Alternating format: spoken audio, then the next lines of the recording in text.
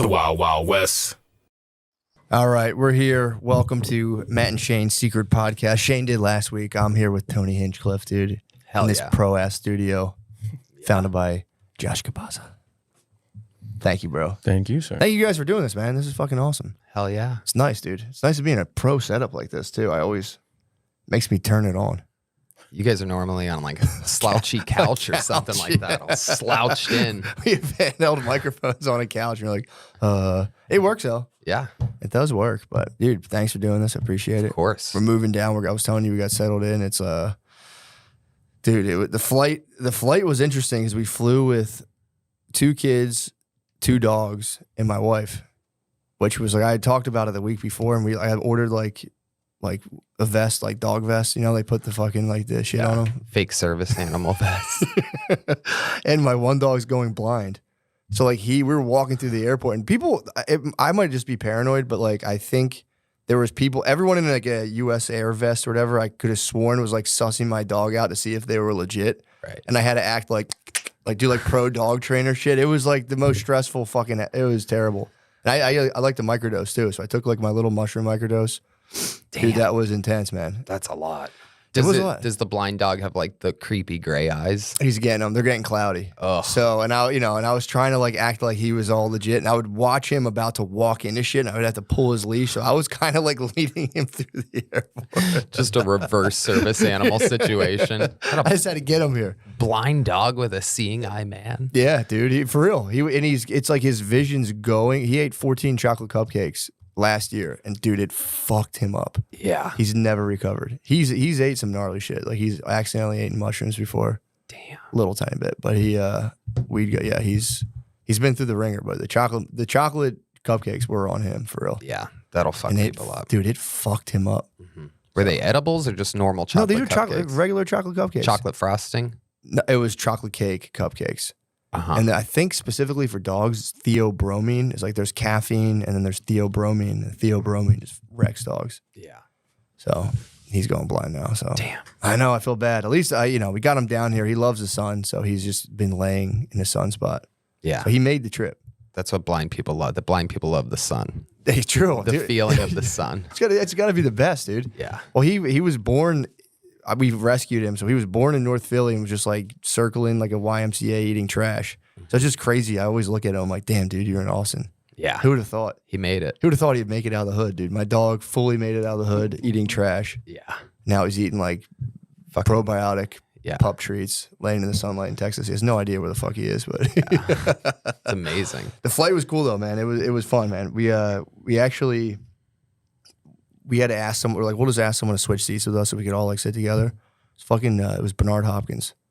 Oh shit. Yeah, it was the executioner. So my wife's like, yeah, like I was pretending to be a dog trainer like throughout the airport. So I'm walking around, and my wife's like, yeah, they're saying it's like some guy. He was like a boxer or something. Like I'm just gonna talk to myself. And I was like, dude, please stop. Don't say anything. Yeah, dude. He's the nicest guy in the world. He was coming down here, I think, to do Rogan's podcast. Yeah. One of the all-time greats, the executioner. Yeah, dude, he was super nice, super gracious to, he was like, yeah, no, he's allergic to dogs, but he was just Really? like, yeah, and I was like, fuck, he just felt like the biggest asshole, and dude, it sucked. It's like I'm allergic to dogs, but not actual service dogs. He's just sneezing and coughing.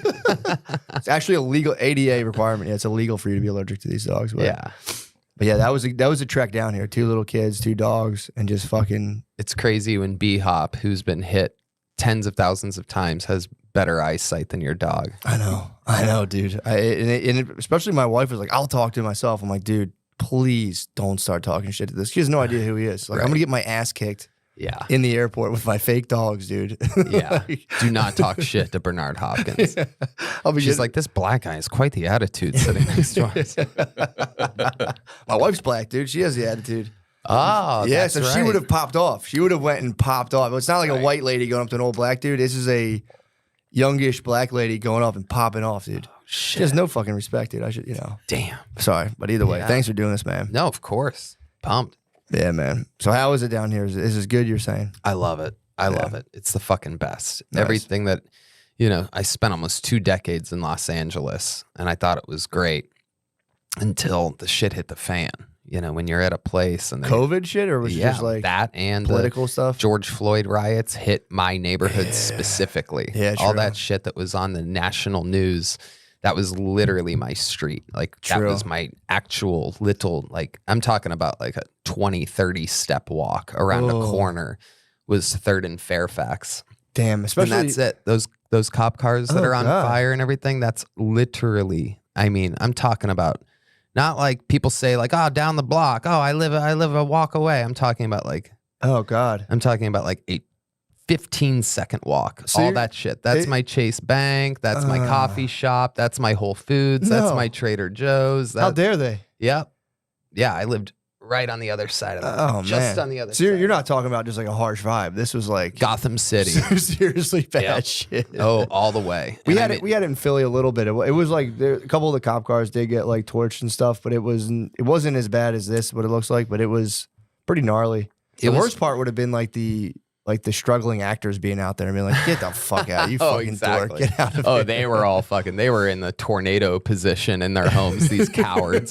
Me and my buddy, Rick Kosick, who was my longtime neighbor, and he's the camera guy for the Jackass movies. You see him all the time back there throwing up and fucking getting fake cum thrown on him and shit. Oh, man. But anyway, we're homies and we were very close as neighbors, and the whole thing was happening. Those are all daytime pictures. So what you're seeing there is like 3 p.m., 5 p.m. That's the sun out. What you don't see is what we saw, which was we went out for a walk at fucking 8, 9, 10, 11, 12. And it was like the craziest shit you've ever seen in your every single inch of everything was covered in graffiti, and people without license plates were just pulling up and breaking a window that was existing of a business that we all know the owners of. Again, that's our dry cleaners. That's our barber. That's our coffee shop. That's our cupcake shop. That's our blind dog cupcake shop. You know what I mean? Everything. And to watch it happen and to know the owners and to know what they went through, and then they built it and then they were thriving, and then just crash or fire. They lit the Trader Joe's that was literally, there was just an alleyway separating our apartment building from this Trader Joe's. They lit it on fire. It is funny thinking about all those dudes in Hawaiian shirts being like, dude, stop. Dude, seriously. Light a Trader Joe's, that's... Yeah, come on. The cheap shit's just flammable. Kind of a hate crime, too, dude. Burning down a Whole Foods is like, all right, dude, that's kind of politically motivated. Yeah. But it was crazy to see, and it kind of like ruined it for us. I don't know what it's like to have like a wife get raped in front of you. Yeah. But I'd imagine this is like 3% at least. I'm afraid there's some guy that's watched his wife get raped listening right now. Yeah, it's like, you don't even know what it was like. Oh, that's a good sign. Don't use that as an analogy. I watched my wife get raped. But it's what it felt like, If you're out there, that's terrible, dude. Yeah. Although it is a good thing, because that's where that's starting to go. Yeah. It's like as soon as everything's on fire, it's like the next thing on everyone's mind is like, and all it takes, motherfucking pussy. Yeah. But all it takes is one time of watching your actual neighborhood like have that happen to it. That's what I learned. A lot of other people, that didn't live in my hood stayed, and they're there and whatever. They rationalize still enjoying Los Angeles. Yeah, I had more like, I would look outside and I'd see a bunch of like stocky lesbians trudging up my street, and I'd be like, what the hell are these guys up to? And then I was like, oh, okay. And I saw, mine wasn't that bad. Right. But there were like the firebomb. I would talk to guys who were down there at those fire bombings, and like, yeah, that was fucked up, but it was kind of cool to see. And I'm like, well, it's pretty fucked, dude. That's not a good, Yeah. Especially if it's that widespread. It's like, because Philly keeps having, lootings and all this stuff, and it's like, dude. Yeah. It's just, the gig's kind of up, man. I had to reschedule a theater there for the first time in my life a couple weeks ago. The flight got delayed by 4 hours. All the backup plans were New York, New Jersey, Baltimore, and that was the day that they all flooded out. And then it's like, okay, we were going to get a jet for the first time ever. And I'm like, okay, I'll just fucking break even, get the jet. These people need to laugh. And then one of my openers, Cam Patterson's dad, flew to Philly and got there super early. And he's like, it took me 3 hours to get from the airport to the hotel downtown. And this was at like 1:30 p.m. Yeah. But everything was so fucked up. In the afternoon, that it took them 3 hours during the main lootings that are happening there. So we're just like, fuck it. It's impossible to fucking make it. So we had to reschedule a theater because the lootings in Philly. Yeah, that's not... People just letting people take shit. It was the Apple store. Although someone Meatball was brought to justice. Did you see the story about she was like an influencer. She's like a 21-year-old chick who was filmed herself on camera on social media being like, fuck yeah, we're here. We're looting. She got caught right away, obviously. Oh, shit. Yeah, her grandmother chastised her, though. Her grandmother went on camera like, this is bullshit. We shouldn't be doing this. Damn, Meatball. Yeah, I mean, dude, yeah. And that was in Philly? That's a sorry, Meatball. Yeah, Meatball came out. She's technically you're popping on Instagram. I think she's got more fucking followers. So at one point in Philly, your dog's eyes were cloudy with a chance of meatballs? Meatballs could have she could have gotten my dog. No, she was there like cheering on people stepping on iPhones, which is even like, dude, at least just take the fucking iPhone. Don't break it. Yeah. Take it. At least do something with it. Jesus Christ, man. I'll just break iPads. It's so crazy. It's literally the dumbest place to loot. You've seen what they do, right? What Apple does if you loot them? No. They send an alert. This is another thing that happened. I lived next to an Apple store. Yeah. I mean, again, like a 1.5-minute walk from an Apple store.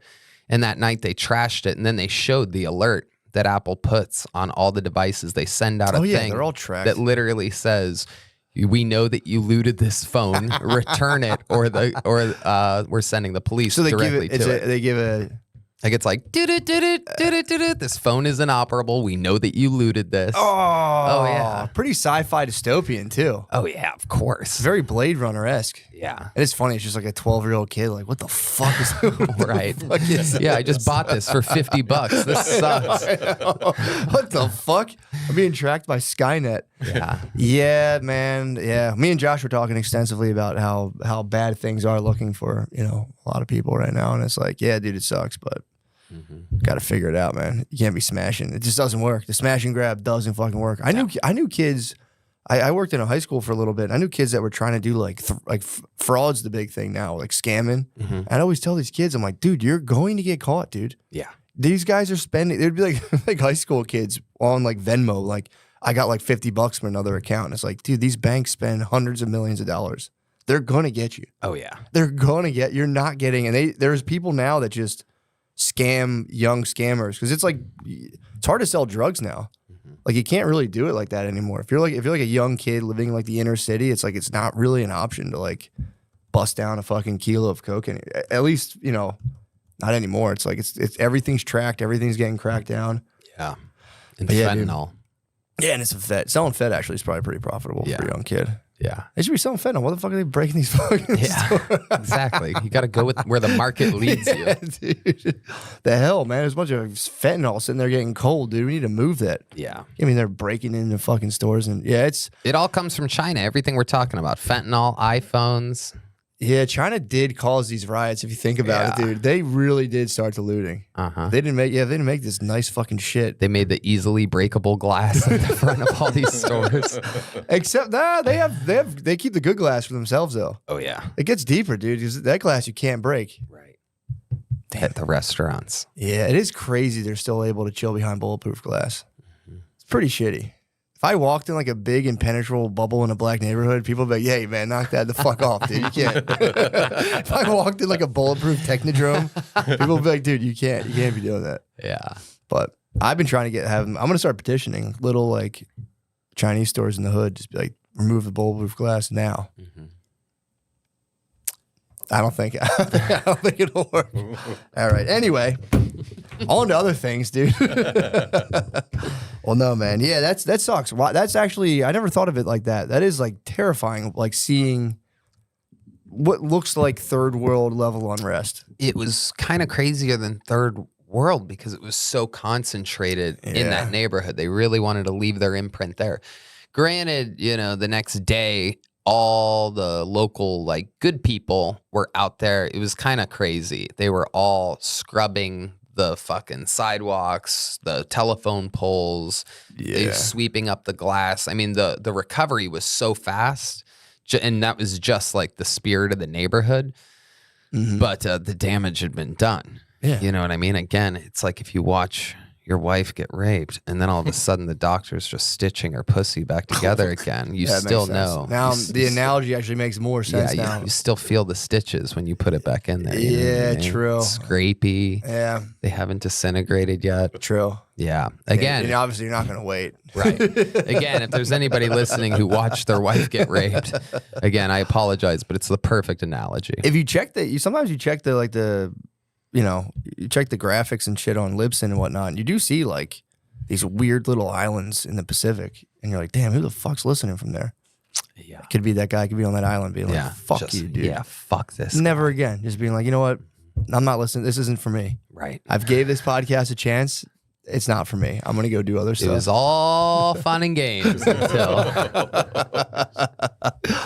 Yeah. Well, it is funny to think about, like, you get caught in those YouTube holes of like, there's been like moral decay and we've all fallen so far. And I was talking to my brother today, and it was kind of like a weird story, but on an unrelated note, mushrooms are getting way stronger now. A lot of people don't know this. Everyone's always like, oh, like weed used to not be that strong. Now it's stronger. Mushrooms are getting like 5 times stronger. So like now people get a gram of mushrooms, it'd be like you're taking like an eighth. Mm-hmm. So we were talking about that because he was actually testing out. He like tried these mushrooms. They ended up being like 2.5 grams. Ended up being what he was like. This felt like fucking a quarter ounce of mushrooms. Totally. And the whole point of that is like after it kind of broke, he was sitting there listening to like 60s doo-wop music for whatever reason. And he was like, dude, I just couldn't get over like this used to be, you'd be at a high school dance with the lady you'd probably marry on like your last hurrah before like hitting the army or a fucking factory. And that was your whole fucking life. Yeah. And I was like, damn, that does kind of make that music hit a little harder, dude. Yeah. Slow dancing with the one. Mm-hmm. You're like, I'm done. This is it. I'm in high school. Now it's total drudgery. Yeah. Death, probably drudgery. Yeah. I don't know. I mean, it's not that anymore. All I'm saying is prom is bullshit now. Right. Prom was like a real thing. Like we were talking about prom yesterday. It's like prom was like a momentous occasion. Now it's like nothing, dude. Oh, yeah. Anyone at prom, you can hit him with like plus probably 15 sexual partners. That's nothing. Yeah. So. No doubt. And I've been going to these cities. I might raise awareness at proms. That's like a bulletproof class and be like, just so you guys know. Yeah, the times have changed. They had nothing back then. You used to have to dial a rotary phone to get pussy back then. Yeah, maybe get pussy, yeah. And they had to pick up. You didn't want their parents to pick up, whatever. I mean, you know what I mean? Like there's a whole different time. That would have been exciting though, to just like call. You'd have to call people and be like, I have my naked penis. Because you'd have to basically autograph, or show up to a dick pic. Yeah, like, I have my naked penis is out right now. I'm sorry, Mrs. Miller. My penis is out right now. Or you'd have to show up with like a boombox outside of their actual house. True. Playing music with your naked penis out. You'd have to flash. Yeah. You'd have to flash women back in the good old days. Flashing's a wild one. Crazy. Flashing is like a code or something. I'd pay money not to show people my penis. Yeah. I can't understand when dudes just like. Yeah. Is it like do people who flash have like gigantic penises or something? I don't think that's the case. You know, I've only sent one dick pic in my entire life ever, and I was very, very nervous about it. So what I did is you know how Bic lighters, like there's the normal size Bic lighter, and then there's that little Bic lighter. So for I think you already know where I'm going with this. So for what do they call it? For size, what's that called? Scale. For scale, I put the little Bic lighter next to my erect penis. Fucking genius, dude. Yeah. Oh, that's kind of nice. So it just looks like it's like a fucking forearm. Yeah. It's like one of the most brilliant things I've ever done. It's a good move. Yeah. It's a good move. What was it like? So what is it like waiting the response for that? Because a normal text is like fucking pins and needles. But if I put my penis out there, I'd go. Well, I'd want some immediate feedback. I knew I had an advantage using the little Bic. If I used a normal Bic, I would have been really nervous like about the response. Barbecue grill lighter. Fuck, it's just the size of the trigger. Yeah, I might start getting into sending like dick pics to my wife. Now, because I can send her one like on the minute. She can't really say anything about that. Right. It's totally fine. Because they try to say like it's bad now.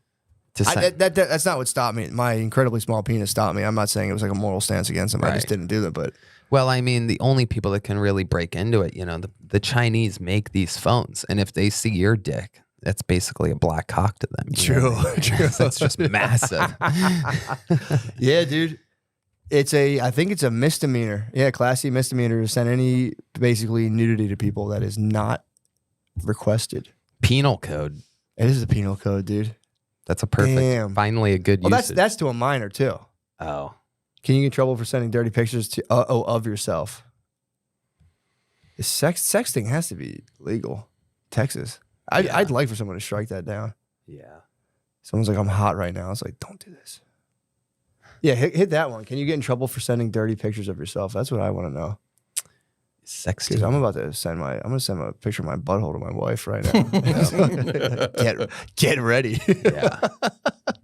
Does she know what your butthole looks like exactly? Dude, she has a weird obsession with my butthole. Really? Yeah, she's always asking if I have like anything up with it. Like we both had pretty vicious diarrhea. I was in Rochester 2 or 3 weeks ago. We brought my whole family up.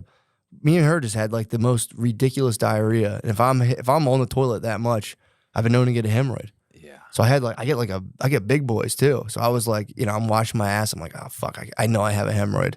She has to see it. I was like, no, you can't see it. And she's like, just let me look. There might be something. And she has to just like check it and be like, yeah. You have a big ass hemorrhoid. You have like shit in there. I'm like, all right, get the fuck out of my asshole.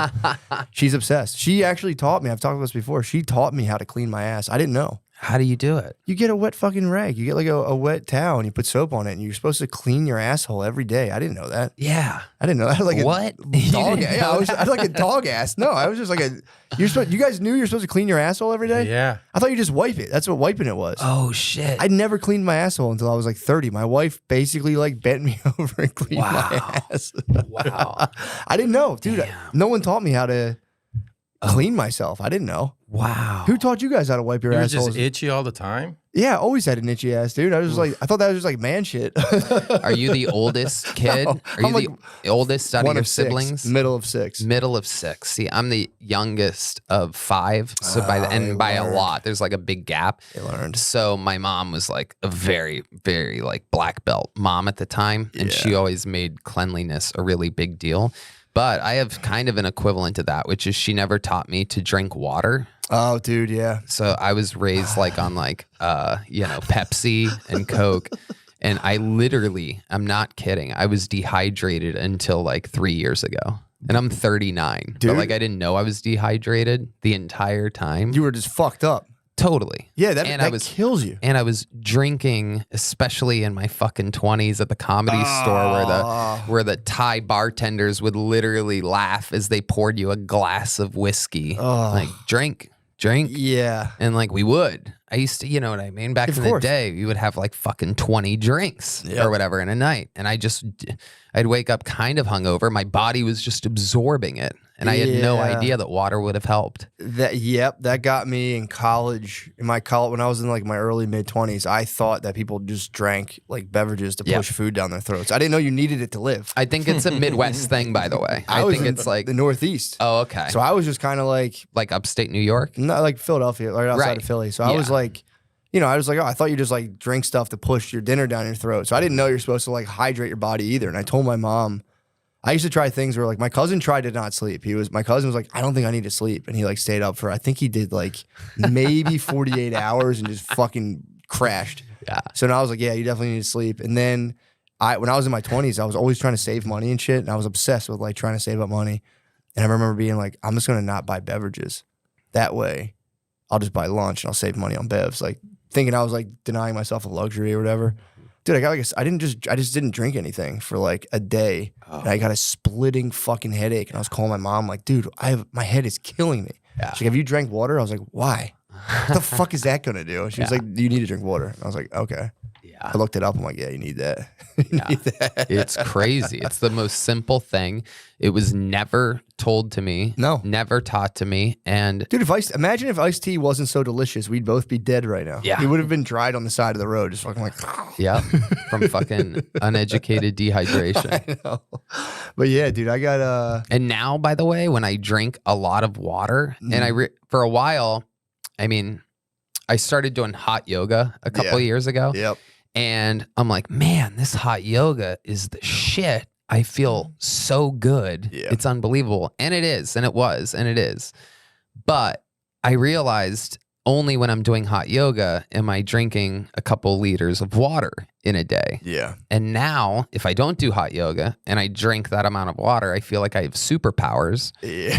Because half of it was the fucking water.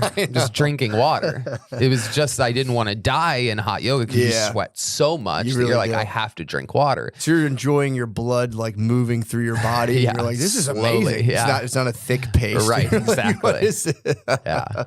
Yeah, the hot yoga is crazy. I tried that years ago. I would have left. It was so hot in there. I was like, I was gonna leave. And it was just a bunch of like moms sitting there. And I was like, fuck, they can't be tougher than me. Well, there's tricks to it. A lot of people like eat beforehand and you can't do that. No, yeah. Yeah. And it has to be water and it has to be like an hour before. You can't just chug it right before. Yeah. I see it happen to people all the time.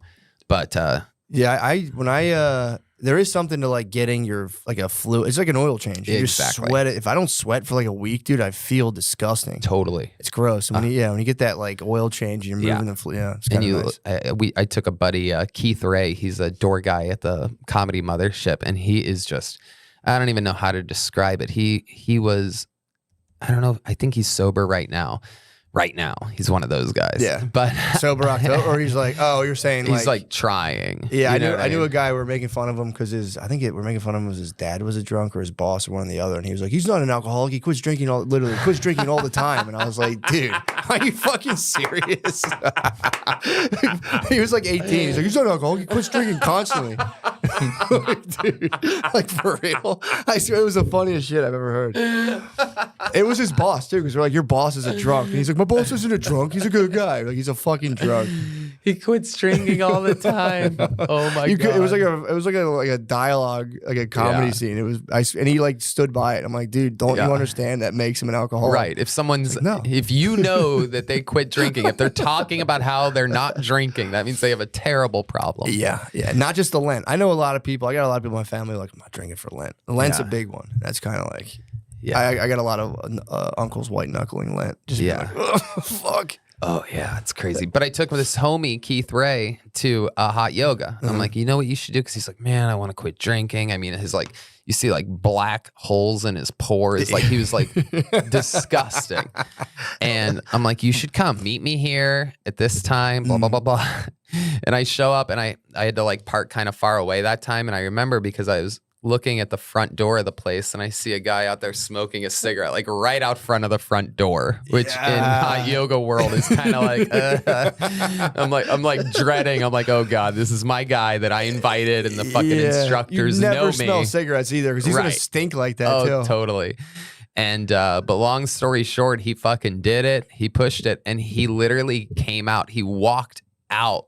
Literally looking like 5 to 10 years younger. Yeah. In an hour. Yeah. Changed it dumped all of this fucking sludge. Shit. Oh God. Yeah. Well, the worst is like I did that a lot for a while, and like you feel so loose and kind of light, and then like I would get angry and feel myself just be like, oh Jesus no, and you turn back into your shitty self, and you're like, fuck, you know, I have a place right down the street from me I want to start going to. Yeah. Because that was my favorite thing I've ever done. I've done jiu-jitsu for a while. That was cool, but it was like that was just, it becomes like an obsession. Yeah. And I can't remember the moves, dude. I just can't. They're like, your leg goes here, and I'm like, bro, let me try to choke you, man. And then you're sore all the time. You're fucked your all the fucking time. neck hurts. Yeah, you're all the time. fucked up. Yeah. Yoga is like nothing but just benefits. Yeah. Someone could come beat your fucking ass, but it's like whatever. Dude. Yeah. Someone can always beat my ass. Totally. Get a gun. That's the thing that crushes jiu-jitsu, dude. It's like, I got a gun. Yeah. If you got hot yoga and a 9mm, you're good. And your body feels great. Yeah. That is a fun thing to do. And your brain feels great. True. Yeah. You're not getting bludgeoned. Although it is fun. It is fun to wrestle. Yeah. It's fun to wrestle, but I can't do it, man. I saw Keith's lowest point. They're handing out waters to homeless people, and they saw Keith, and they're like, here you go. Oh, you know Keith Ray? Yeah. Oh, hell yeah. They gave him water, and he was like, thank you so much. I peeped the table, though. In Philly, I'd have to walk every day. I'd walk back past this like table, like the homeless buffet, and I'd peep it. I'm like, what the fuck you guys got? Mm-hmm. It looks all right. It was like soup and hot dogs. I was always like, not bad. Little hot sauce. Yeah, they did. Yeah, they had the condom inside, and I was kind of like, this isn't so fucking bad. I've thought about it before, of just getting out there, and it's like, well, it's got to be brutal. Just like, you know, like you were saying, like, you know, getting raped in like a tent and shit, whatever. That sucks. But like, once you get that down, it's got to be kind of chill. Oh yeah, you know what I'm saying? Kidding me? No worries. Kuna Matata. It's a totally a Kuna Matata. It's a Kuna Matata. If you can do it right, if you can do it right, if you can keep like an abscess in check, if you have like a huge fucking hole in your leg, right? That you shoot heroin. If you can get that thing under order, and just cop meals and like soak up sun rays, that's not bad. I see the draw. I see the draw. Yeah. It's a lifestyle. Of course, it's a lifestyle. Of course. Like if you were given like 2 lives, I would waste one on that. I would live this one as my like main life, and then I would just try all the drugs, live on the streets. There's food. I mean, it's crazy. The thing about Austin is, you know, people complain about the homeless here, but I mean, New York, LA, they're absolutely everywhere. Yeah. And there's migrants and shit, which are basically homeless people that can't even speak English. True.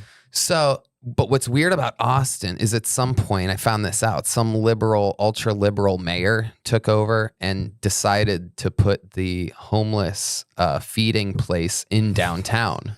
So like they call it a feeding place. I don't know what it's called. I guess so. I call it. I mean, it is a feeding place. Yeah, it is technically a feeding place. Yeah, that's the big thing down on 6th Street. Yeah, that's the one. That's the meals. Yeah, that's the one. They took the meals off wheels and put them in the building. Yeah, and they put it right near fucking tourists, like. The first time I came here, I was like, this is fucking nuts. Right. I just came right down to the creek and cave, in that whole area. I'm like, man, this is fucked down here. In the creek and the cave, you know, they're wondering why they got such a good deal on that. Literally right across the street from the epicenter of it all. It is. Yeah, I mean, that is the place. So that feeding place, their trough, the human trough, you know, that's the whole thing. Yeah, so the reason why there's people down like Congress and 6th is because they walked from the trough to there, and then they're heading right back. And there's a ton of alleys right around there too, which are also perfect. There it is. Yeah, dude, I came. Look at them with the little rainbow font. Oh, nothing crazy here. Is that the party? Oh shit. Dude, no way they're fucking bunking like that. Oh shit. Dude, but here's the thing though. So like bright side in this, double helpings of chili. Now you're at the sleepover. That's 50 fucking beds. Yeah. There's so much drugs. That would be, I could see people making the most out. That's all I'm saying. I don't want to sound like, you know, like elitist or whatever, but like, I don't know, man. I feel like once you get your feet underneath, man, I feel like you could really you'd have some fun times. Yes. And then it's just like the worst shit you could imagine. Yeah. They're like, I can't even, Mondays or whatever must be like nasty shit, dude. Oh, yeah. Just dudes just drop it. Your boy would drop dead. What's crazy is all these people know that they need to wash their ass. Dude, I saw a lady piss on a bus stop when I was here, sat on a bench, pulled her pants down, pissed on it, and then she got up and wiped. And I was like, that's not bad. I saw a video of a chick in Vegas sitting at a slot machine pissing. Can you look that up real quick? Did you see that? Yeah. Oh, I could get into that, dude. Though. You're gonna love this. Probably jerk off to that. It is kind of hot. Yeah, you're gonna love this. Was she losing money? Because I don't think I could come unless she was losing money visibly. Oh yeah, this is the one. Look at this, dude. Stop. Oh, she's like a rich lady peeing. Oh yeah, she's got the nice purse on the phone, just letting it rip. No, thinking she's being sly. That's gotta be fucking Photoshop. No. She just fucking peed? Yeah, just peeing in Vegas, baby. That's kind of nice. Yeah. She's kind of starting to trend. Yeah. Dude, what happens in Vegas, dude? I'm going to start peeing and shitting myself. Yeah, it's like a promo for Skankfest. Yeah, true. How was that? Were you down there? It was fun. Yeah, so much fun. It's crazy. Yeah, it's got to be, because it gets bigger every year. So I imagine this year was just like fucking insanity. Well, I do this thing, not on purpose. My managers and agents always double book me for some reason, even though I tell them, I warn them, like, hey, keep an eye on Skankfest. Don't schedule me for that. But 2 years in a row, I end up going in on the Sunday. Nice. So you pop in for that last day or something? Yeah, but I go extra hard to overcompensate for not doing the whole weekend. So I do like 2 podcasts and 4 stand-up shows and then the comedy jam at the end. Like I'm That's fun. I'm an idiot. I end up getting like half sick every time. Everybody was sick this year. It was basically COVID fest. Yeah, I know. That's what I heard. I heard it was like, there's always, unfortunately, there's usually there's a lot of like, you know, drugs and stuff. There's almost always somebody who brings something back from there and kind of bites the dust. Yeah. But you know, not their fault, but it's like you always. I would always hear rumors about that, like, oh, someone died, someone brought some shit back and died of fentanyl. Oh shit, I didn't know about that. I could just be making this up. I don't know. Yeah. I feel like I heard that before, but somebody died. I think I was just reading too many YouTube comments. It's like somebody died from heroin. That's kind of fast. I just made that up and put it out in the internet, but yeah, it happens. I know someone who lost 2 kids from damn coke, fentanyl, damn, and then it was like the good kid from fentanyl. Oh, terrible. So shitty. So shitty. Yeah, I don't do coke ever, but yeah, me either. I don't do that stuff, man. I never did it too. Me neither. I've never done it, and everyone's always like, "Dude," I'm like, "No, I had no interest." I was surrounded by it too. I used to sell coke when I was younger. Yeah, I thought it was cool to do that because I listened to rap and I was like, "Yeah, I'm gonna sell fucking coke." It seems like a theme is oblivious things that we didn't notice until we were older. But here's one for you: is that I didn't notice that everybody around me was on coke forever. Oh no! And you're in LA. I'm like a late night guy. Like I like thrive at. I really don't wake up until like 10 p.m. So 11, 12, 1, 2, 3. Those are like the hours that I'm really having fun. Yeah. And I mean, forever. I've always been that way since I was a kid. I couldn't sleep. I'd be watching Letterman when I was like 6 years old. Anyway, but like since I got into the Comedy Store, a lot of my favorite times, obviously midnight to like 4 a.m. And I'd be cracking up with people. All my favorite people were all on blow and I had no idea. And they like kept it secret from me because they all knew that like, oh, Tony's already got the energy. Like he doesn't, we better not. No one wanted to be the guy to get me hooked on coke. Plus I'm like an addictive personality, coffee and cigarettes all day. And bit of drinking at night. Oh, so it would pair. Yeah, that's why I'm so happy I've never done it. Oh, it's totally. Like coffee, I can hardly handle coffee. I'm super sensitive to caffeine. I still can't not have it. Right. Coke would have crushed me. Oh, yeah, absolutely. It would have annihilated Same me. exact boat. If I feel like if I would have tried just a little bit once, I think about it a lot. The little bit is seductive. Yeah.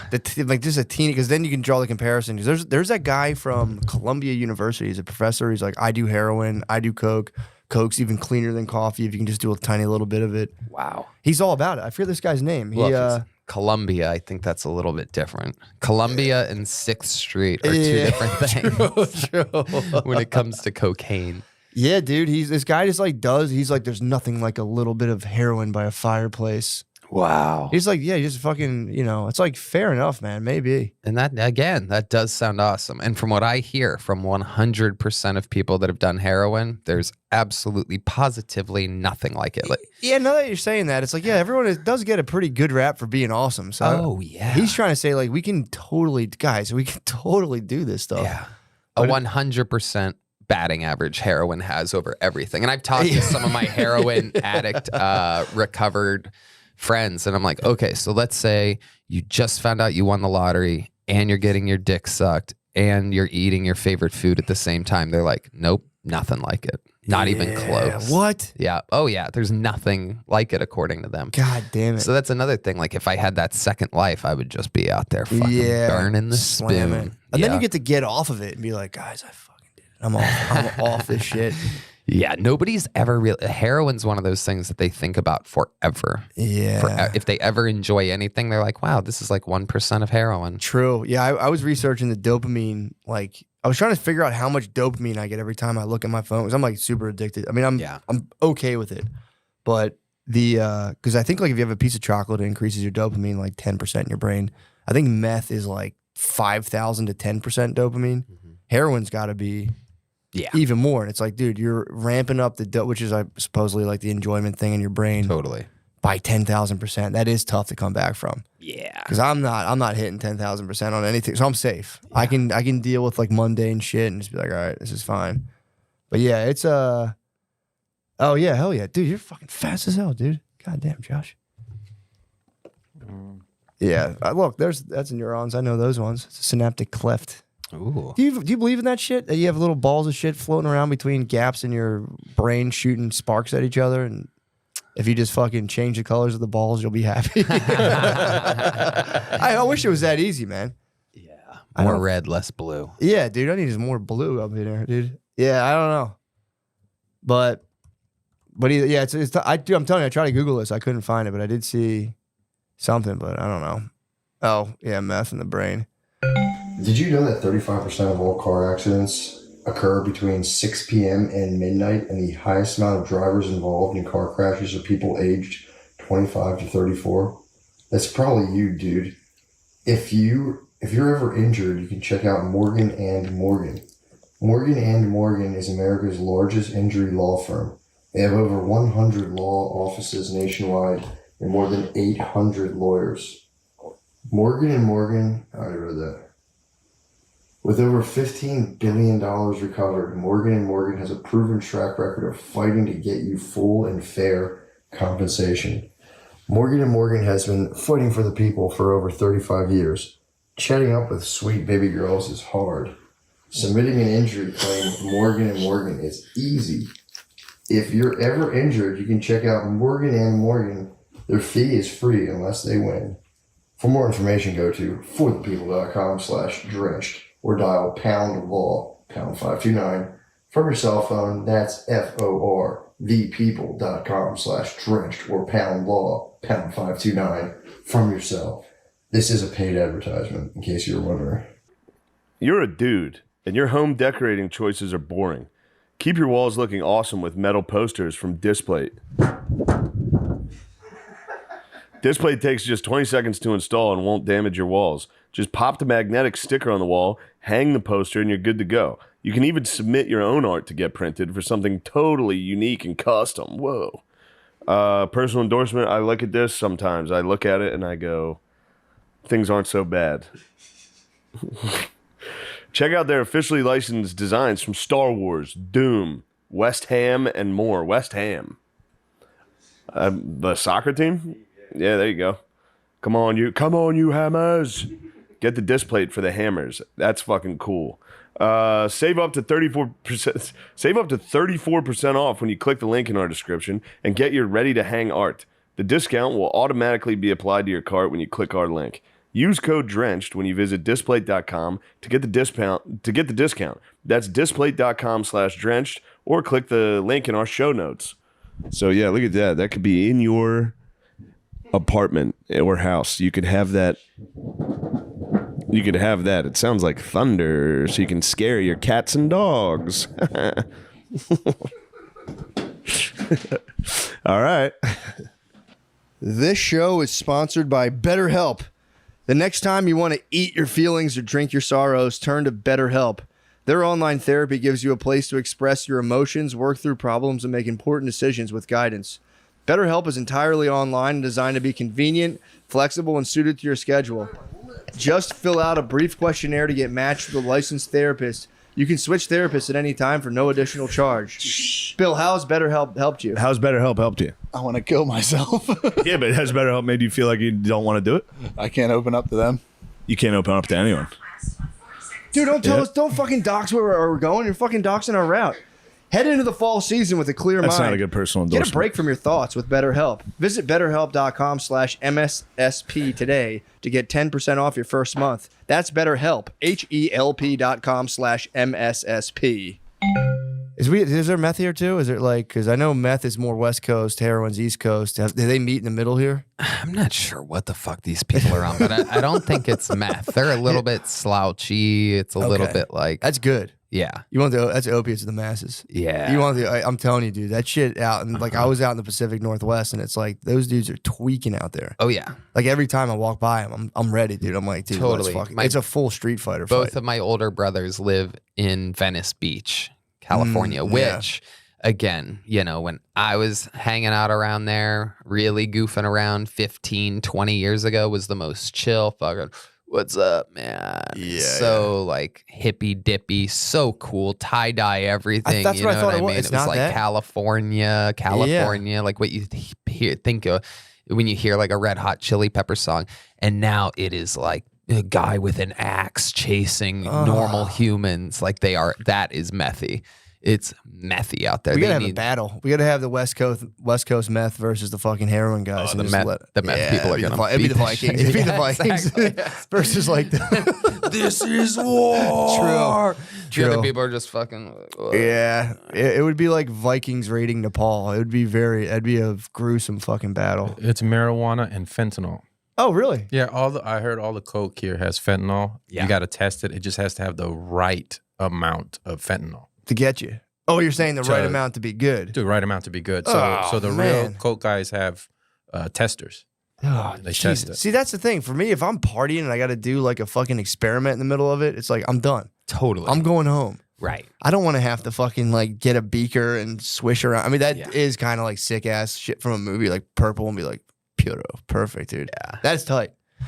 Yeah. But yeah, that's kind of where the fun stops for me, man. Where I'm like out at 2 a.m. trying to like remember the chemical indicator and being like, this is purple. I should be good. Yeah. But it's mainly rich guys that do that because the other people, you're wasting your coke testing it. True. Right. So you can't do that. You just got Exactly. to put it on the line. Yeah. And you have to remember Respectable. that a lot of these people are trying to like sober up.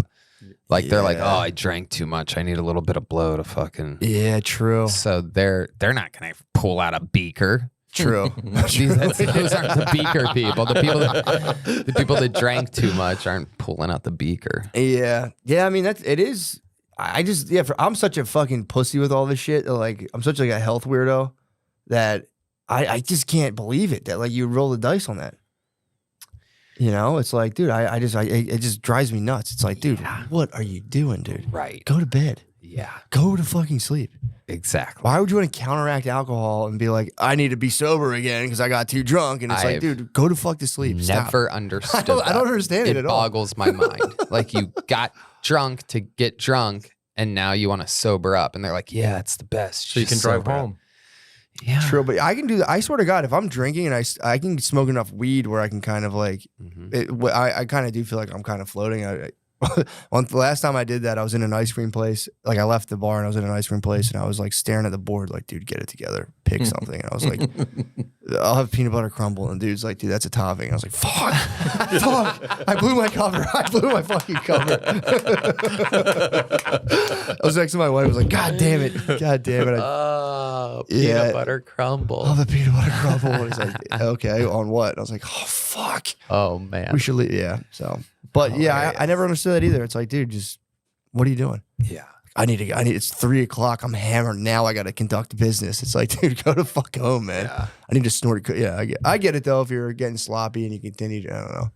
Yeah. But I'm happy. I think that never got its hooks in me. Yeah, that's the whole point of getting drunk is so that you go home and you fucking, eat some leftovers or whatever the fuck and fall asleep. Like, be gross. Be shitty. Yeah, just be a slug and It's better to finally just collapse. be shitty than to shove stuff up your nose so that you can be shittier. Punch a hooker, I guess. You Yeah. should I might fight a hooker later. Let me be awake. Yeah, it's better to like be drunk, go home and eat leftovers than to be drunk, sober up, go home and like cook an actual full meal and then go to bed. Yeah, true.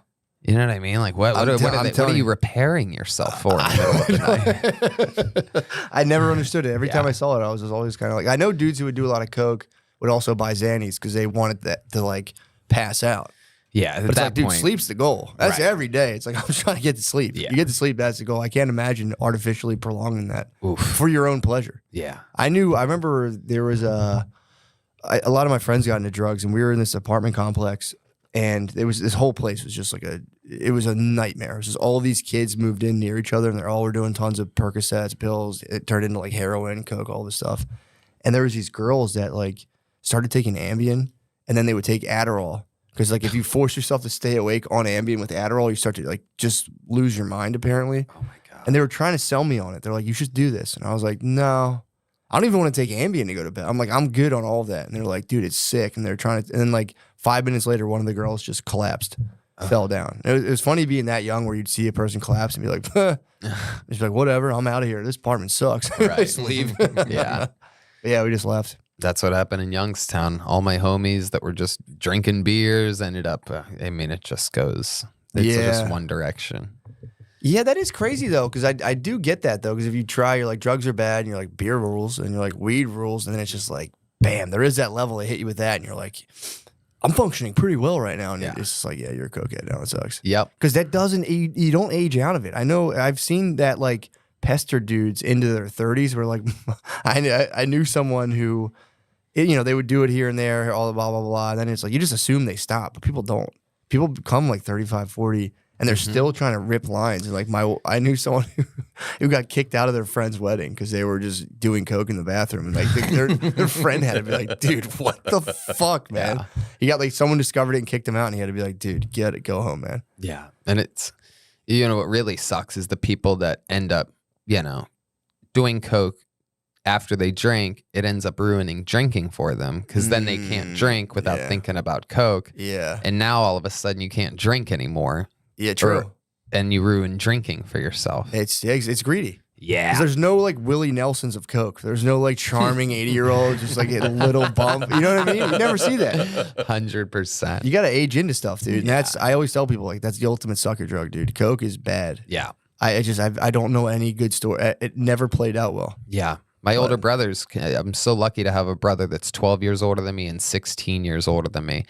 And we were supposed to go to Cedar Point one summer. You ever been to Cedar Point? No. It's the world's greatest amusement park. It's in Sandusky, Ohio. And I was like 8 or 9 at the time. It literally has the world's tallest roller coaster, the fastest roller coaster, the world's fastest standing roller coaster, the world's fastest sitting roller. They claim a lot of records out there too. Like we have the biggest mall in the world. It's it like, really dude, is. Shut up. It really is fucking nuts. Like that's fucking you can't crazy. tell the scale because everything is a record-setting thing, but it really is. And Jesus, I was Christ. like, we would go every summer for one day. And the fuck is that thing? Yeah, that's the Top Thrill dragster right there. So you just fall down that hill? Oh, it shoots you. It launches you from the normal pace. It's a record-setting thing from the get. I think that's what that is, unless that's a new one. Oh my God! but that's the real shit. That map right there. Yeah, that's the shit. So that shows you everything. It's a fucking island with all these crazy rides. That's sick. The world's fastest wooden roller coaster up there. All this shit. Anyway, it's $40 too. You can buy that. I might have put that in my house. That's the shit. That'd be a sick thing to frame. But my brothers used to take me there one day every summer of the year, forever. And I was like 10 or 11 at the time, which would put them at what, 26 and 30, basically. And they lived in Columbus, Ohio, at Ohio State. It's like dads, basically. Exactly. That's kind of nice. Totally was nice, especially when you don't have a real dad. He split in half. He multiplied himself. He's like, yeah. So one year, and when you're like 10, you're like, mom buys you an outfit for like a thing. So I remember I had like this like blue polo and blue shorts and new white shoes with white tube socks laid out. And we get a call. They were supposed to drive from Columbus to Youngstown to pick me up, a 2-hour drive. And then we were going to drive 3 hours to Sandusky, Ohio. I mean, that's heaven for a little brother, dude. Exactly. That's awesome. Exactly. And I get a call. My mom goes, they want to talk to you, Tony. She like sounds sad at like whatever, 7 a.m. or 8 a.m. whenever they were supposed to pick me up. And I get on the phone and one of my older brothers goes, hey man, we partied a little too hard last night. I'm going to tell you something. We're not going to make it to Cedar Point today. Oh no. And it crushes me to tell you this, but the reason why we're not taking you to Cedar Point is because we did so much cocaine last night, and this is a lesson for you because there's nothing we would rather do. There's nothing we would rather do than to take you to Cedar Point. But we did so much cocaine, and this is a lesson for you. Don't ever do cocaine. What? Don't ever touch it, not even a little bit. Whatever you do, never try cocaine. So they had an intervention for you, basically. At 10 years old. And I'm literally like, what's cocaine?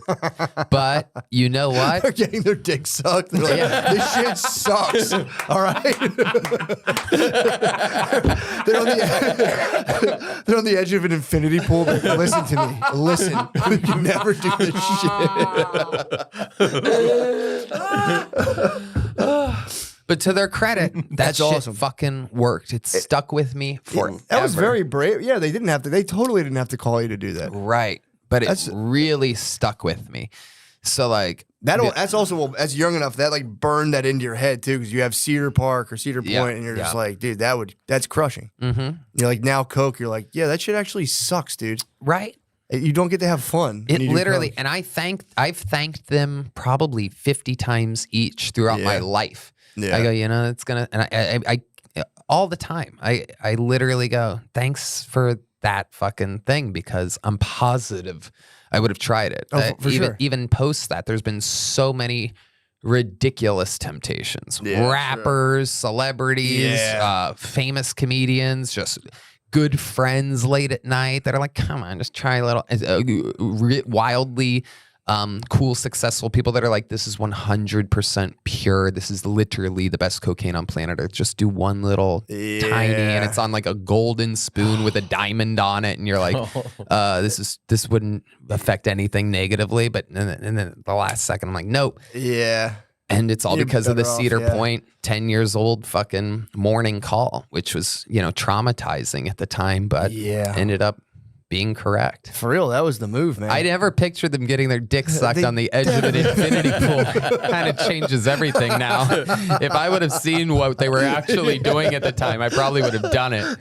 Also, they could have been standing over like a dead lady and been like, look, man. So they could have not been that. They could have been like, bro, trust me, dude. We got it could be either or. Yeah. But yeah, it's my dad claimed that he had a trailer pull up to his house when he was a little kid, and this would have been in like the early 60s. And he said they had like a morgue on wheels where they let little kids walk in there, and there were just dead bodies in a trailer, and like, that guy did drugs, that guy did drugs, damn, this guy did drugs. And he said his dad made him just look at dead bodies. He's like, that's what happens if you do drugs. Wow. So they were that strict about it when I was growing up. They were like, if I got caught drinking, I would get grounded for like a month. I got caught a bunch of times though. So I was like, I got caught back to back. But if I got caught smoking weed when I was younger, which I did all the time, he was like, you're grounded for a year. Wow. Yeah, so that at least, like, I think that kind of helped too. And I knew people in high school who got into coke, and I remember being like, nah, man, I'm good on that. I'm fine. And then I got to watch them so young get kind of strong. They had like a period where everyone thinks they're fine on coke, and when you're not doing it, you watch people kind of like escalate themselves, and you're like, no, I'm good on that shit. I'm cool. Right. Yeah. So few people can do it calmly and cool. Have you ever seen a cocaine booger? No. Where they do so much coke that it burns their septum. Oh, no, dude. And then when they take it out, it's like just blood. And it's just really their skin. It's all dead. And if they're really big coke addicts, they'll eat that booger. Oh. No. Yeah. I just got my deviated septum fixed, by the way. How'd you end up with one? Sucks, bro. I just getting hit in the face, I think, constantly. They say it can happen like birth trauma, too. They say like on the way out, you can kind of just... Because I was getting sinus infections, and my wife was going to... It's the only thing I do health-wise. My wife is going to ear, nose, and throat guy, and I'm like, yeah, fuck yeah, I'll go to one. I think my nose is fucked up. I went, and he's like, dude, you got like an 80% obstruction. It was on this side. And I used to play rugby and shit, so I know I got just waffled in the face a bazillion times, which they say that can do. They don't really understand either. Right. But so mine was fucked up from whatever. Yeah. But it's just getting smushed. It was just like curved. From what the guy told me, it was like just got kind of curved over, and then like. It like fluctuates during the day, apparently, like 20 minutes, this nostril's open, this nostril's open. So I'd have like times where it's just, I can't breathe at all because it was this one's turn. But yeah, the fucking surgery sucks, dude. Yeah. I watched that Rogan thing from years ago, and he's like, yeah, it's fucking nothing. And I was like, yeah, this will be sweet. I was fucked. Yeah. For like 6 days, I was laying there like, dude, I must be the biggest pussy in the world. Because I'm like, this shit sucks, dude. One thing I've learned from being friends with him for a decade and a half is that if Rogan says it's easy, that means nothing. It sucked, dude. I was like scared to do it, so I watched that like 10 times, being like, it's easy, it's easy. I know it's definitely easy. And dude, it fucking sucked so bad. I had silicone plugs in my nose for 6 days. Oof. And it fucking blew, dude. And every time I'd swallow a sip of anything, my ears would pop and like fluid would pop out. It was disgusting. Oh, that sounds terrible. I tell people all the time, everyone's always like, dude, it's like when they pop those out, it's just amazing. I'm like, no, my nose felt still shitty. Yeah. I'm happy they did it and like after months of it, but like, dude, that shit fucking sucks. Like, it's cool to get air through your nose, but I'm almost like. Did they put you out for that? Yeah, dude, they put me under. Yeah. They actually gave me fentanyl when I came out of it. They're like, we're gonna give you something for the pain. I'm like, what are you giving me? They're like, fentanyl. And I'm like, what? And dude, I was vicious. I was so mean. My wife came in, I mean, there was some stuff bubbling under the surface anyway, but like she came and picked me up. And I was fully just like, leave me the fuck alone. Dude, that stuff is nasty. Ooh. Yeah, I was very, very like it was like I would try to talk and like my temper would just go fucking flying. Wow. I'm like, why did you guys? I was fine too. I didn't even like. I wasn't in pain. They're like, we're gonna give you a little something extra. Well, they love it. Blasting me with the doctors love trying to give you shit. True. Yeah, it's just a little something for the pain. Dude, they're like, we're just gonna give you a little bit of and I was like, what is it? Like, it's fentanyl. I'm like, what, dude? Stuff's got a bad rep, right? Why are you giving me this? Yeah. I had a wisdom tooth out. I've never been put under. I've never had a serious surgery. It's creepy. Even when I broke my leg into 2 pieces, I got run over by a car. Oh. Yeah. Monster truck?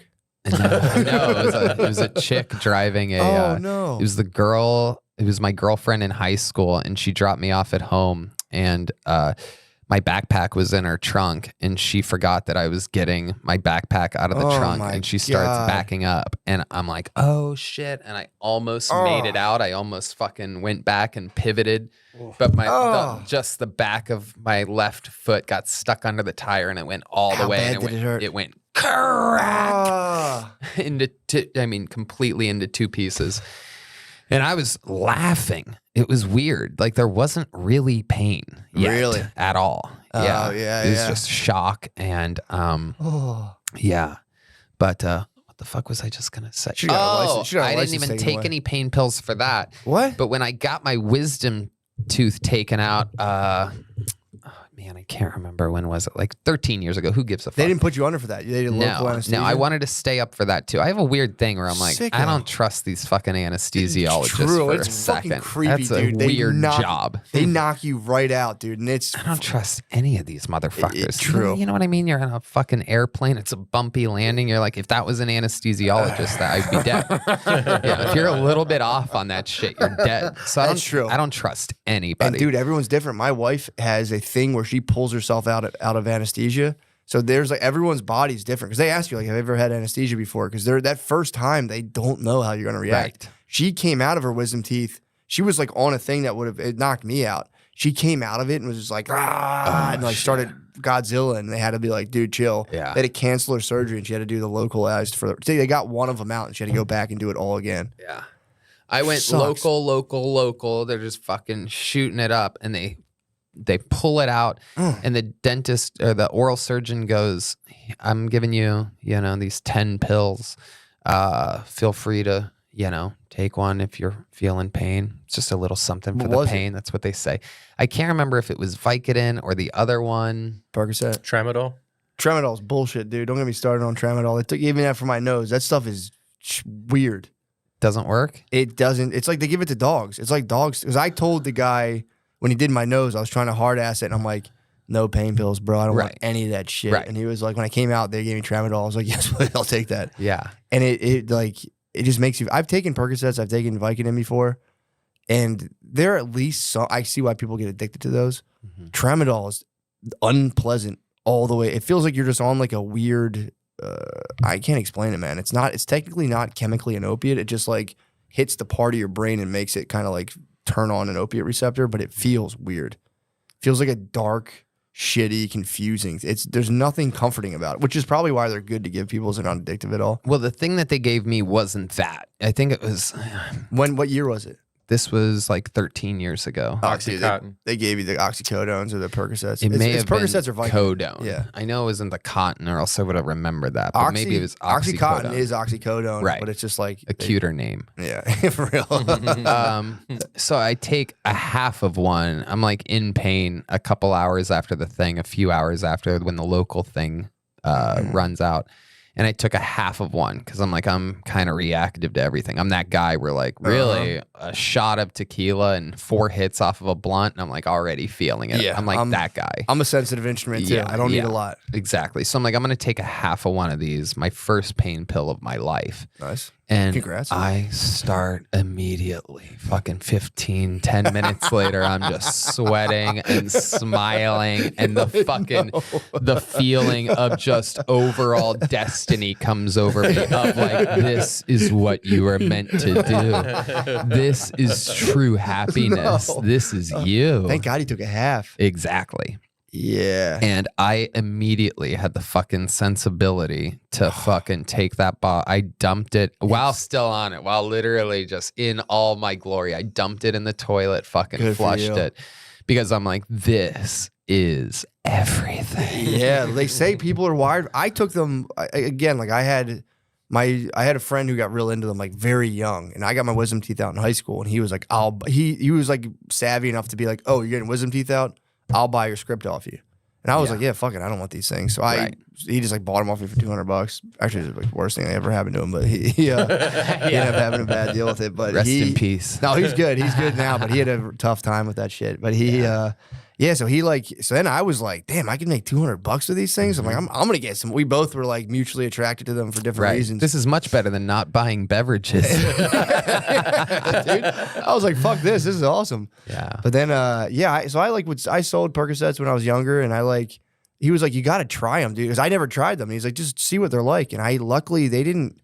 I took them, and I was like, I guess these are cool. I was itchy, and I remember taking a nap and feeling like I was like floating off of a futon and being like, that's kind of nice, I guess.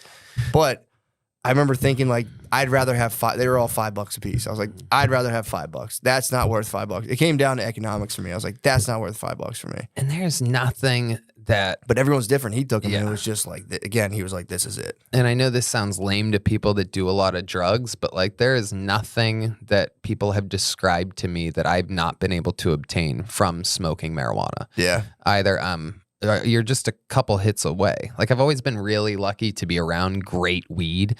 My friends in Youngstown had the guy, and then when I went to LA, I mean, it was just game on. Yeah. Medical marijuana was just becoming a thing, and then legal marijuana was a thing. Again, this was fucking 20 years ago, 21 years ago. Yeah, when I that moved first to LA. rolled out, that's actually kind of cool. So like, what the fuck? To me, I was fucking tripping my balls off on this shit. Everything was hysterical. Watching fucking Fear Factor and South Park, cracking up. Like, I mean, to me, I'm like, it just doesn't get any better than this. Yeah, that's what I always said. Because again, I like, my friends got into coke. I remember watching that, being like cool on that. I tried Percocets, being like, I don't really like. Yeah, for me, it was like a couple beers and a little bit of weed. I was like, that's perfect, man. Yeah. But I guess everyone's brain's different. But yeah, I remember thinking like, what else? What are you trying to do with this, man? Yeah. You can kind of have a good time. You can function. You can do stuff. Totally. I remember watching dudes just like sweating in an apartment on Percocets. Like, I haven't slept in a week. Can I get some more of it? And it's just like, Jesus crazy, Christ, brother. Smoke some. Yeah, I always said that too. It's like, smoke some fucking weed. Yeah. Watch South Park.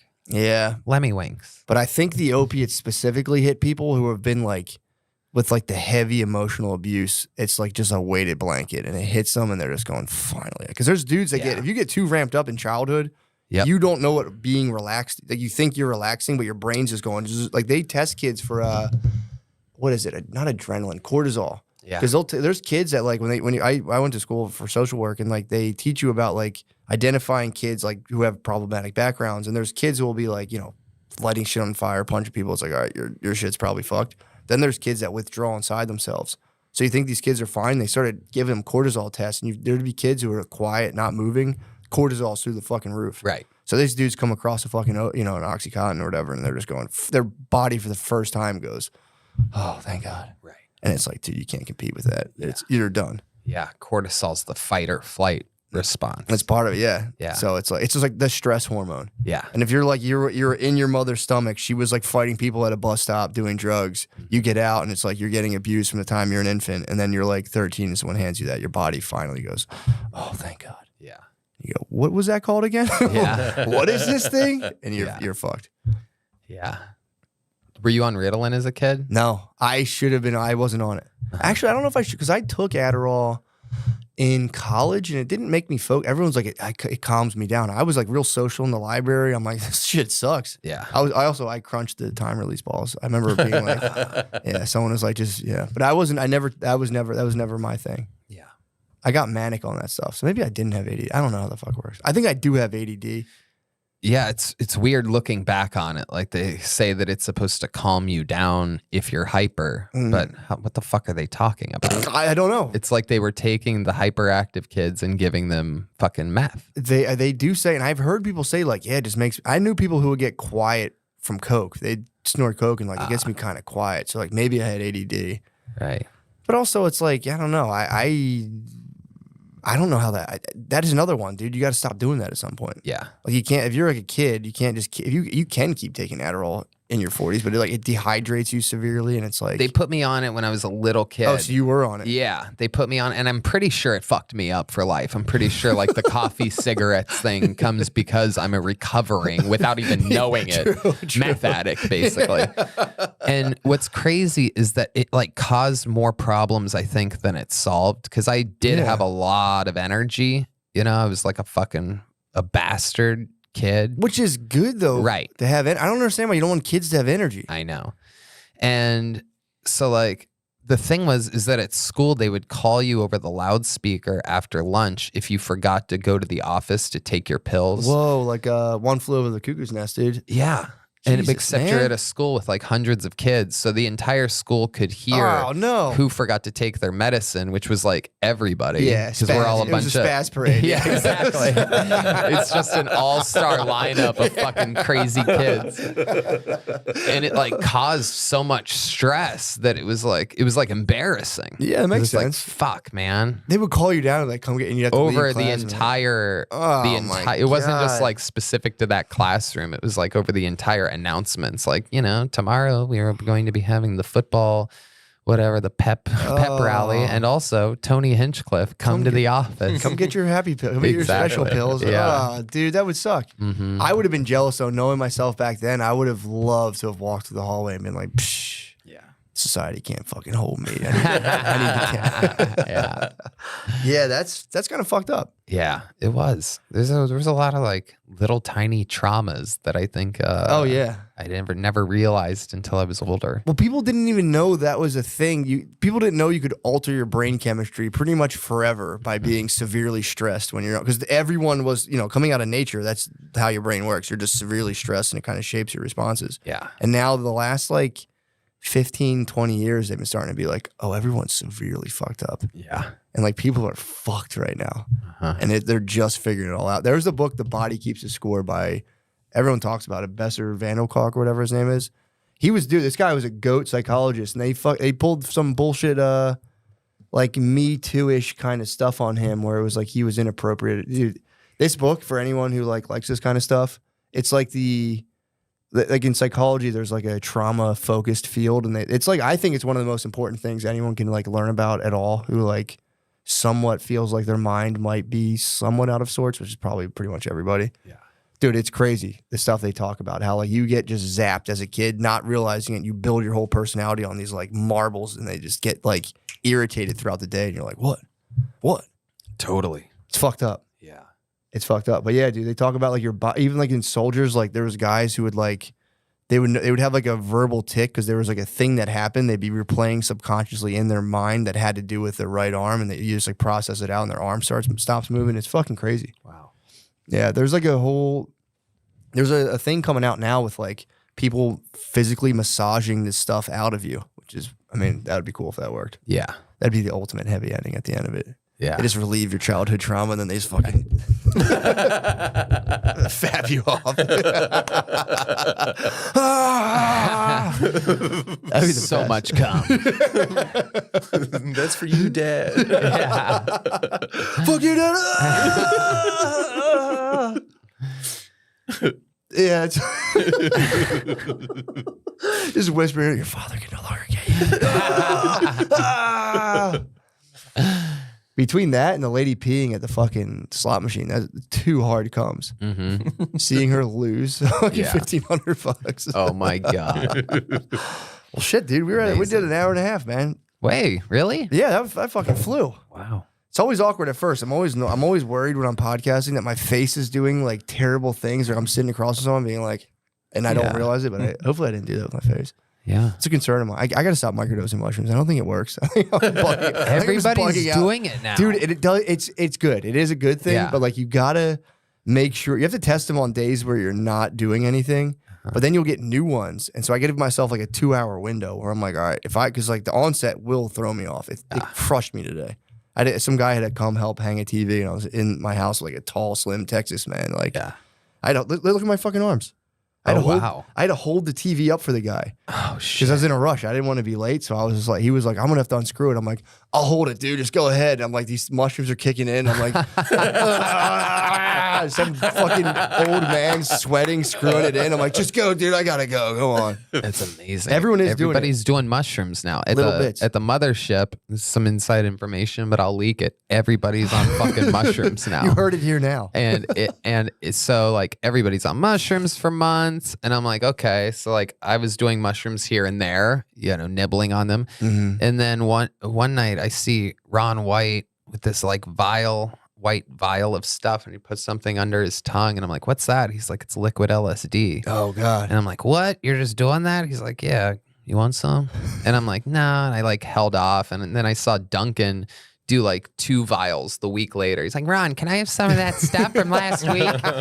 And like, so then I'm like, okay, if Duncan's doing 2, I'll try 1. And I had the fucking time of my life. From the LSD. Oh man, it wasn't what I thought it would be. It wasn't like all like, It was like a microdose? It was just pure happiness. Oh, that's nice. Pure joy. I do have I have LSD. I have like a thing set up for microdosing, like in like the alcohol, like where it's kind of like, what's it called? Volumetric dosing. I've been too nervous. I'm gonna start incorporating that because I gotta. You know what it was? It was off all. mushrooms. It was everything that I love out of mushrooms, without any of that like That's that what like creepy stomach fucking. Yeah. I think I ate too much. I'm like my own doctor sometimes. Yeah. My theory with mushrooms is that my dad ran an Italian restaurant. My mom made the best spaghetti sauce that like even my dad always tried to get her recipe. Her sauce literally like causes arguments in the family because she'll make it for some people's birthdays and this and that. Literally, it's unbelievable. You hear the stories of like, dip the bread in the sun. Yeah, that it's sounds that fucking good, again. yeah. It's like the heroin version of that. Yeah. So, my theory is that I don't have stomach problems, but my theory on mushrooms is that it hits me crazy because like I burnt away from the acid of the tomatoes forever because I would literally eat my mom's spaghetti sauce fucking 5 meals a week. Yeah. So I have a theory that like mushrooms kind of hits me weird because it just feels that way. It feels like it just goes doof, doof. Yeah. It's an explosion. There's no real microdose for me. It hits you, yeah. That's it's weed comes on. You at least know like, oh, an edible's kicking in. Mushrooms are more subtle, especially when you're taking low doses. Yeah. So like, I was sitting there today and I could feel it. I'm like, oh man, dude, this like let me chill out. Let me collect my thoughts. I sat down to do like a little meditation. Yeah. And I was sitting there and my eyes were closed and I'm like, nope, this is worse. And it was like, you gotta go do something, busy yourself. And you start to go down the rabbit hole of like, all you ever really do is busy yourself. You think I'm like, shut the fuck up, dude. I have stuff to do today. Story of I got my stuff life. to do today, dude. Daily shit right there. Yeah, Joe was telling me because I told Joe, we've had this talk a couple times actually, where I'm like, I can't do edibles at all. I can smoke blunts with Snoop and with fucking Doug Benson and with Willie Nelson, all this shit. I can hang with anybody smoking weed, blunt after blunt. I have 3 blunts in my pocket right now in a special container. Yeah.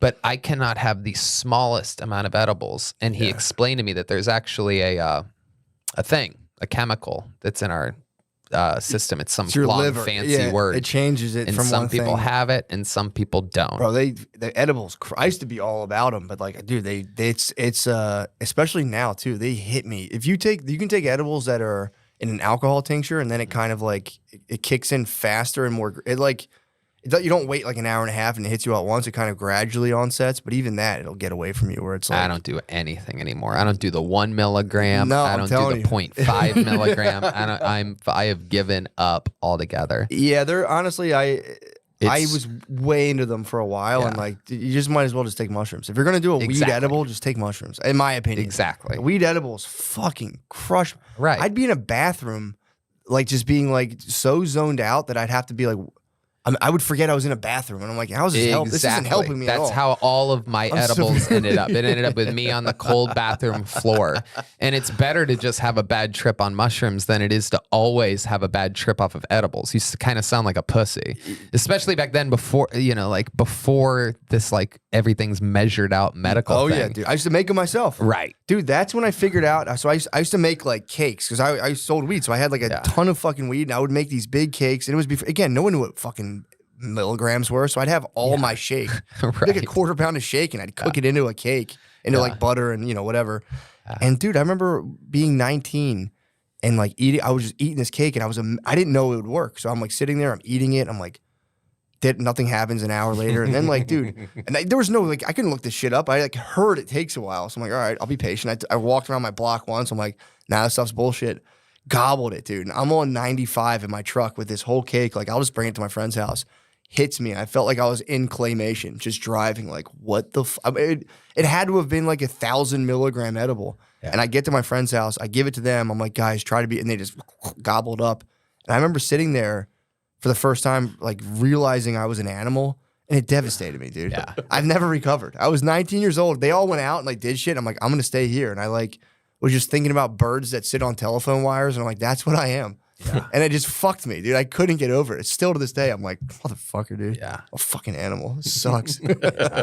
Crazy. Yeah, it's pretty wild. If you don't have the thing to handle those, then it's just fucked up. All mine ended up with my side of my head on the bathroom floor, and I'm like looking at like the grouting or what's it called? The grout. tile grout. Yeah. And I'm just like, what is, what is? Where is, what is? Like, it was like I couldn't even like finish questions. It was just how did horrible. they lay it down in the fucking pattern? Yeah, Yeah. It's you were just doing like pre-verbal, just just the dumbest, simplest nothing. And my mind is blown outside where it's like the grout.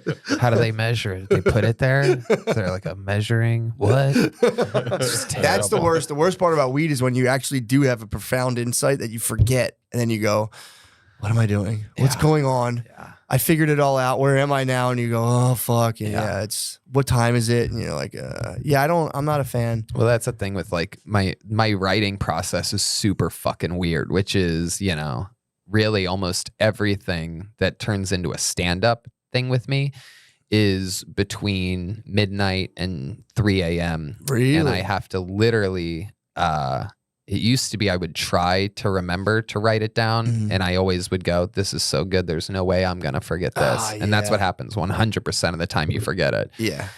But I now, have people all the time, like, you're not going to forget. I'm like, dude, fuck that. I've forgotten good stuff. I've forgotten good stuff all the time. You have to write it down. well, now I just have my right-hand man, like my producer, who's almost always within a reach to me. Like, I'll like literally be like, Yoni, write this down, and it literally has paid for itself.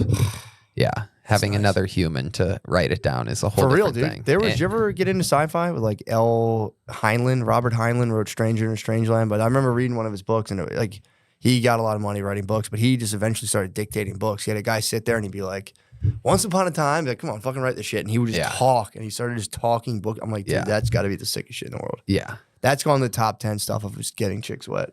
Dictating a novel to another person and being like, I'm tired. It's awesome. Yeah. That shit rules. Yeah. I've just gotten to the realm of like paying people, because before you're like, I'm going to lose all my fucking money. I can't pay people anything. Now I have a bro, and he doesn't, I explained it to my wife. She's like, what does he do? And I'm like, I pay him every week. When I need him, I call him. Yep. Sometimes I don't need him for a couple of weeks, and that's fine. Yep. But when I need him, it's worth every fucking penny. Yeah. Bro. Life-changing shit. It's he cool. literally pays for himself. Yeah, dude. In fact, he doesn't know this, but I make way more money than I even pay him for. You need to. Yeah. Otherwise, you have to fire him. But I give him raises every like 3 to 6 months, and he and can't that feels believe good it. too. Yeah. You get to be like, I can somehow give you more money. So here, have more money. And you're like, oh my God. Right. That is a nice feeling. Yeah. You're It's like, amazing. oh, it turns out I didn't starve or die, so you can have a little more money. And they're like, Right. Thank you so much. Yeah. I'm like, all right, I hope this doesn't blow up in all of our faces, but we'll keep going. It's working for now. Yeah. Well, dude, thank you so Hell much. yeah. That was Thank awesome, you. man. For Fun real. times. Appreciate you. Welcome to Austin, Thank you, Texas. man. A lot of fun times ahead. I'm pumped, man. Thank you. Appreciate Absolutely. you. Josh. Thank you. Sign off. Do you want to plug it? You guys want to plug it? Josh, plug anything? I'm going to be, sorry, I don't want to ask you. When does this come out? I got a huge, crazy tour that I'm in the middle of and rip it up. announcing, and it's all happening. All the dates are at TonyHinchcliffe.com, and also newly announced Vancouver, Portland, Seattle, LA, Denver, Cleveland, Pittsburgh, Boston, Baltimore, Salt Lake City, San Jose, Dallas, Houston. The fuck is Chesterfield, Montana? Oh, that's outside of St. Louis. Nashville, Tennessee, Fort Lauderdale, and Orlando, and a bunch of other stuff. But that's all me doing stand-up, taking some of the regulars from Kill Tony with me. So that literally goes on sale this Friday. I don't know. When's this coming out? This will come out tomorrow, probably. Sweet. Yeah. So yeah, perfect. tickets are on sale this Friday. Thank you. Hell yeah, dude. Yeah. Also, I'll be in Spokane this weekend at Spokane Comedy Club, the Comedy Zone, North Carolina, Charlotte, Cap City. I was going to fly here for that, but now I'm here. So I'll go to Cap City and Austin and Magooby's Joke House, Timonium, Maryland. I also announced, I didn't announce them yet, but I'm going to be in Chicago, a bunch of other places. I'll put them on my website. I just locked down a bunch of dates. So pumped to finally get eventually here now that you guys are here, you and Shane on Kill Tony at the same time. Literally the most requested guest in the history of the show. It's been the last 2 years, you guys. Really? Dude, and I don't want to give any secrets away, but it might be an the bed or the couch? The Tomb is, I just played, there's a new game called Ready or Not, and I played it for 2 days. That's awesome. I played every mission. Meanwhile, it's so long. Psychologically, what's the thought? Is the thought process all on the mission? Or Usually it's 100% on the mission, which is all right. So that's one. It might be a bad way to deal with stress because I'm just focused on that, and then you go, oh shit, I forgot about all the problems. You know what I mean? You're not trying to work out any problems. You're going, oh, we got to fucking clear this room, fellas. Breach. But then while you respawn, you have 15 seconds. Then you get killed. You get killed on some bullshit way, and then you go, "Yeah, fucking bullshit game. Fucking this game sucks. Fucking oh shit, I forgot my life sucked too. Fuck. The game's awesome. I suck. Is it a war game? Yeah, it's just you're a SWAT team. Ooh, that's awesome. You're gonna love it. And the video games are back, dude. Ooh. These guys made a wild ass game. Oh man, I want to get that. You're breaking into like child porn fucking facilities. Yeah. Wow. Yeah. It's really a dark, fucked up game. I'm getting that today. Yeah, well, get ready to enter the tomb. How good's it feel to clear the child porn sanctuary? Feels good. Yeah, that's nice. It feels really good. Yeah, that's awesome. Yeah. And it's like, so there's just a blast room. them. I was about to say, you blast everyone in there. Yep. You go, what the fuck are you guys doing, dude? That's totally fair. If you're in like an industrial child porn place. Too. What? You clear out like a school shooting.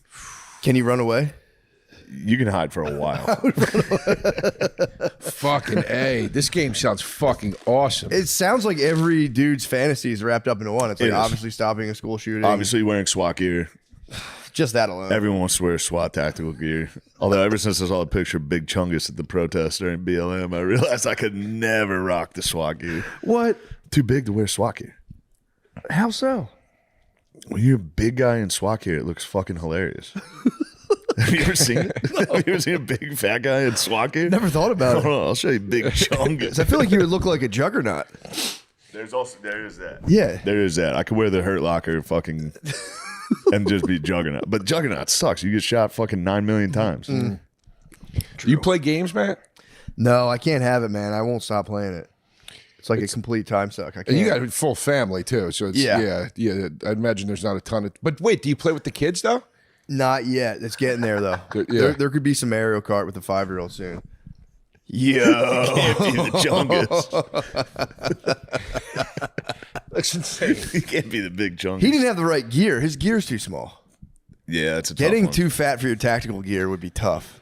Yeah, because then it's literally life or death. You have viscera exposed. Yeah, that looks like when they brought back Boba Fett, but he was fat now, and they didn't adjust the costume, and it was like up here. Some Australian dude's just been drinking for 10 years, and they're like, "You want to do the role again?" He's like, "Yeah, fuck yeah." I've been waiting on this call. Fuck. His helmet's like a yarmulke on his head. I didn't know Boba Fett was an Australian man. Or he might be from because if that's the case, he lives actually on New Zealand. Tatooine. I think he's New Zealand. Oh, okay. Yeah, that guy. He was in that movie When We Were Kings, which I feel like is. I don't even think I've heard of that movie. As I was saying it, I was like, I feel like Shane. This is a movie Shane would love, but I'm basing that only on the title. When We Were Kings, it just sounds like a movie you would love. A drunk guys, fucking every night. What? We was kings. Yeah, what's the movie about? We were the fucking best. What's it about? The movie takes place at a bus stop. It takes place at a bus stop in West Philadelphia. Yeah. We was kings. I think it's about like. I think it's kind of like Slumdog Millionaire, except in New Zealand, or one of those kind of movies. Cool. Okay. I think, or like City of God. Maybe it's like that. City of God's awesome. I've never seen either movie. I heard they're both great. City of God's awesome. Yeah, I'm It's a a great big title. I like The Departed's subtitles, better man. than The Irishman. I'm a big subtitle movie guy. I like that. Let's talk movies. What? Let's talk movies we've never Let's talk seen. movies. City of God. City of God rules. You'd like it. Wait, I want to look up when we were. I'm going to look it up at one point. What when we were kings? Might be the best is movie actually analysis ever. It's like, I don't know what it's about. It's like two movies I've never I seen. think it's a before. guy from New Zealand. I just saw one of the shittiest movies I've ever fucking seen. What? Opus, the Never new seen it. John Malkovich movie. Never saw Where? it. All right, let me just shoot the premise at you. Yeah. And you'll immediately know we're off to a bad start. John Malkovich plays a once famous R&B pop singer. What? How does he do that? Who disappears. He was like big in the 80s and then he disappears and comes back 30 years later for his opus. He's putting out another album after 30 years of absence. That always works. Yeah. And it's John Malkovich. Damn, it'd be nice if it was like late Kells, like, yo, pussy is a buffet. I love yo, pussy. I thought they were going to make him like a, like a fucking Pink Floyd-y dude. Yeah. When I heard the premise. And I'm like, oh no, he's like a dance singer. Like a fucking it's so, but and then so all these people get invited to his big compound to listen to the record, and everybody starts dying, and it's Get Out. It's like the 57th time they've remade Get Out since fucking Get Out came out. What? Sucks dick. It is a terrible fucking movie. Who's the villain? Who's He the? is. He is. Yeah. You're describing a pretty sick fucking movie. You'd think. It fucking sucks. It Dude. also sounds like an event that me and my squad should probably breach and Yes. Yeah. tie up the civilians, make sure everybody's taken care of. You This could have would- stopped it. I could have stopped You it. could have stopped the onslaught. There's gonna be some people.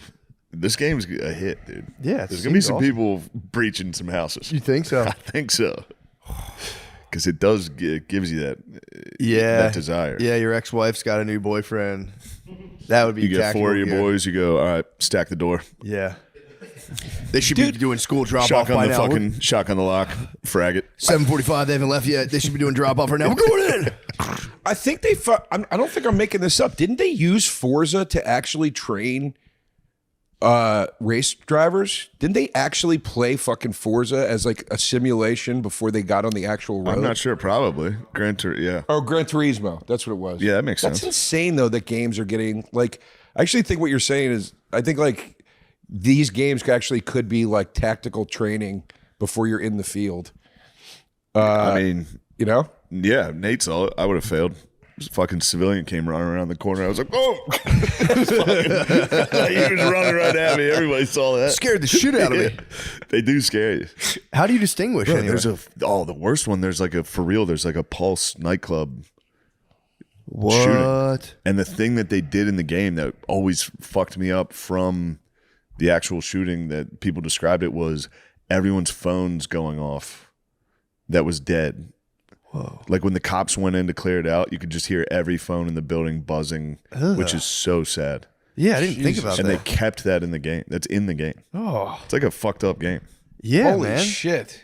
Yeah. That used to be that used to get a lot of backlash. Remember there was a Modern Warfare where you had to take Clear down out the an- airport shooter. Yeah.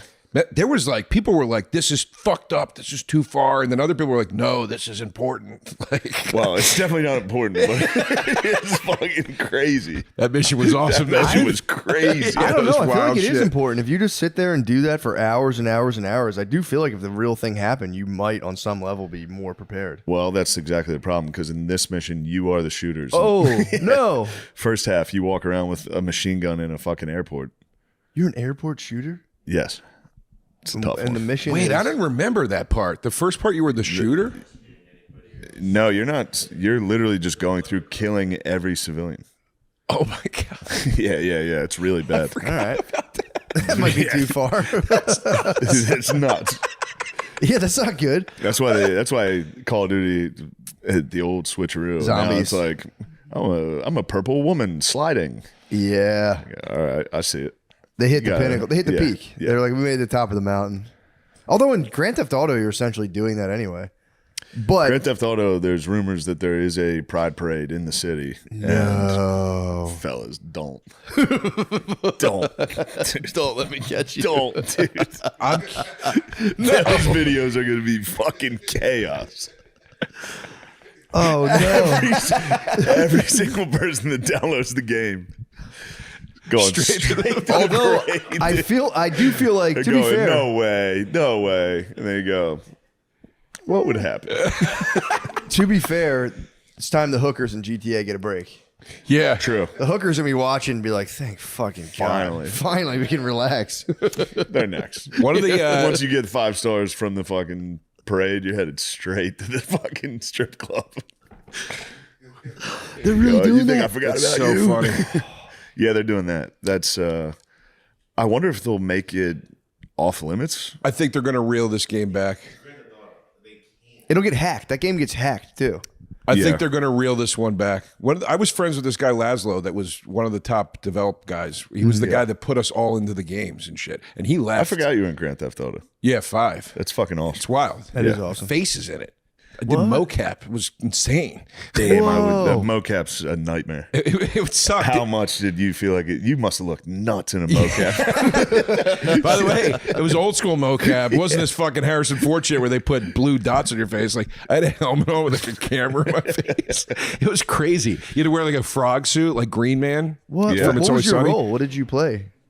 There's when you go into the save house or the safe house, whatever it's called, there's a TV and there's shows you can watch, and there's a show with whoever the action star is in that series that's like the Stallone type. Yeah.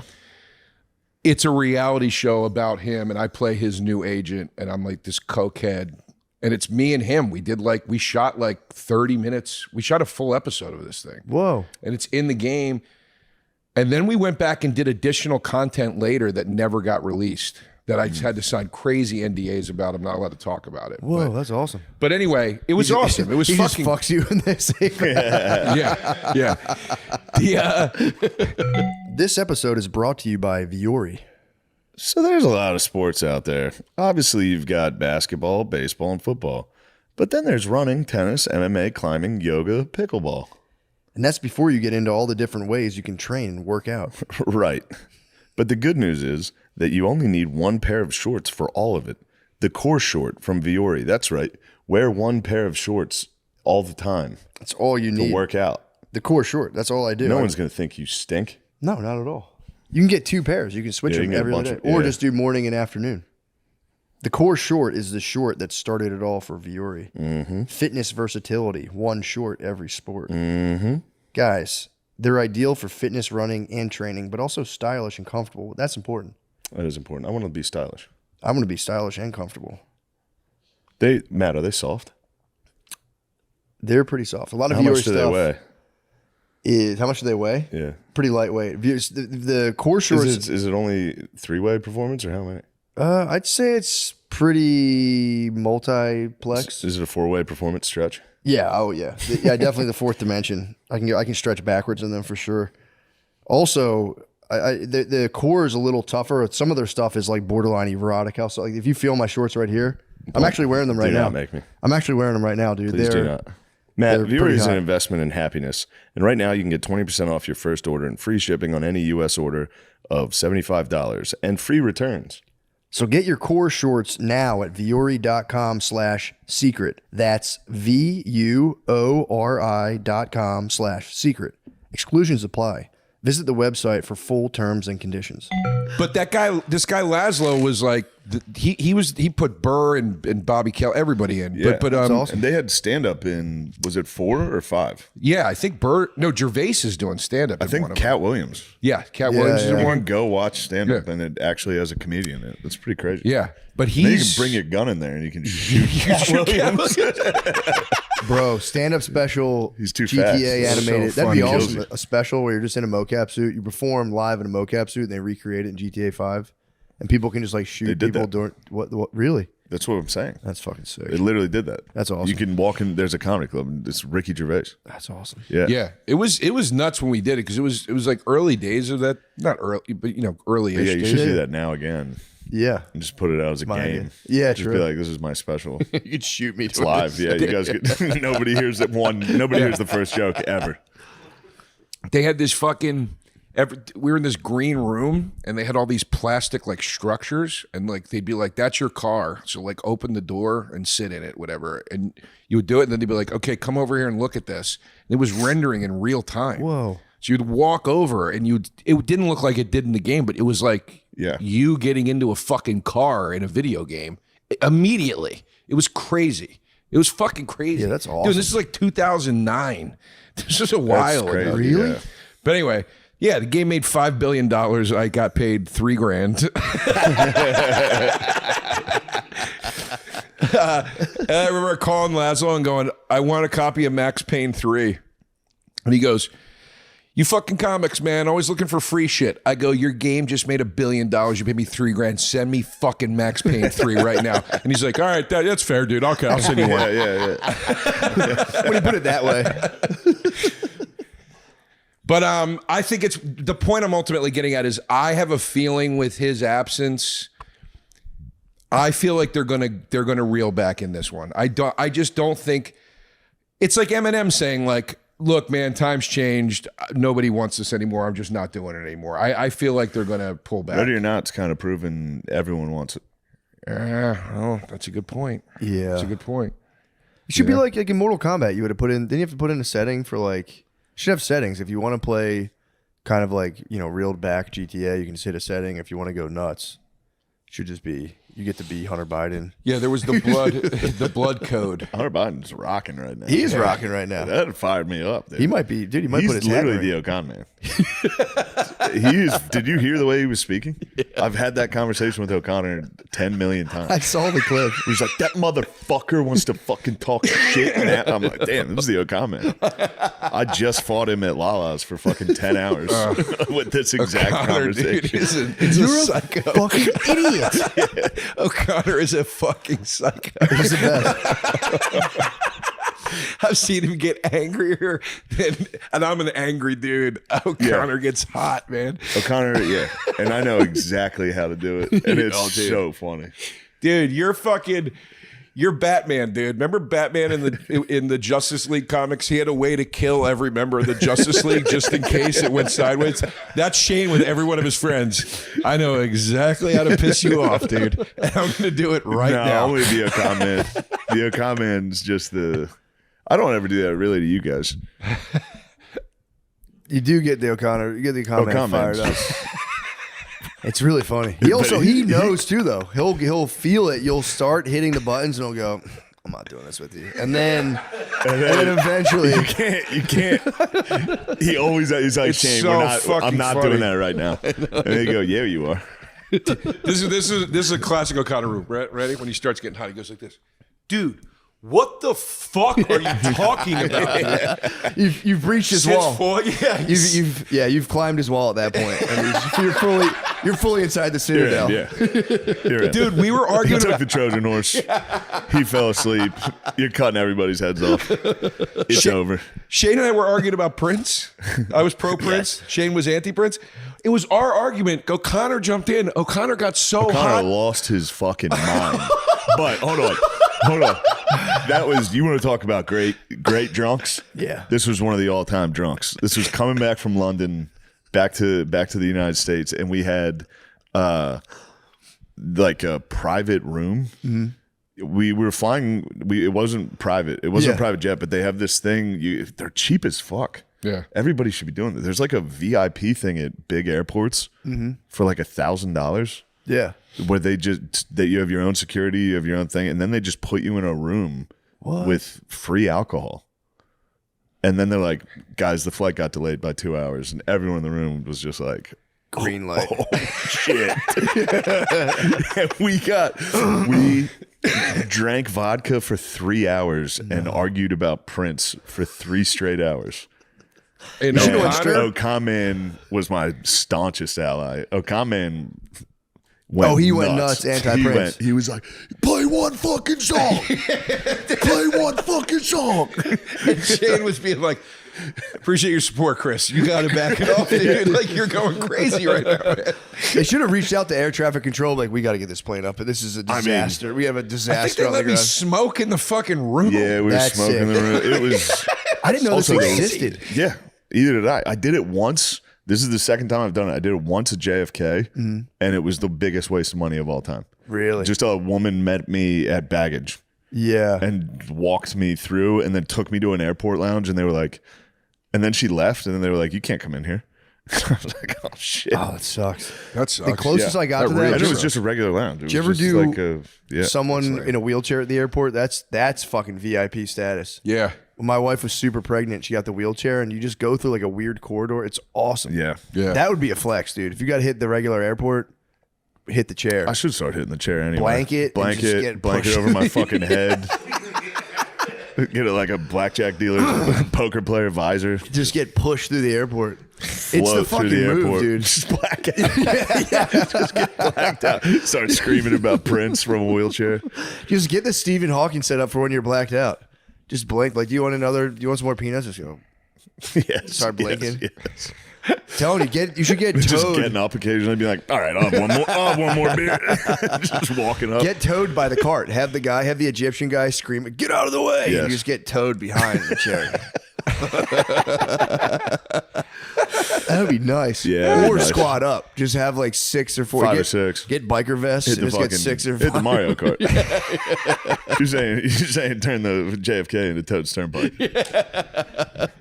Isn't that insane? Isn't that insane though that somebody could get so fat they could just get VIP? Oh, it's crazy. It's crazy. It's insane.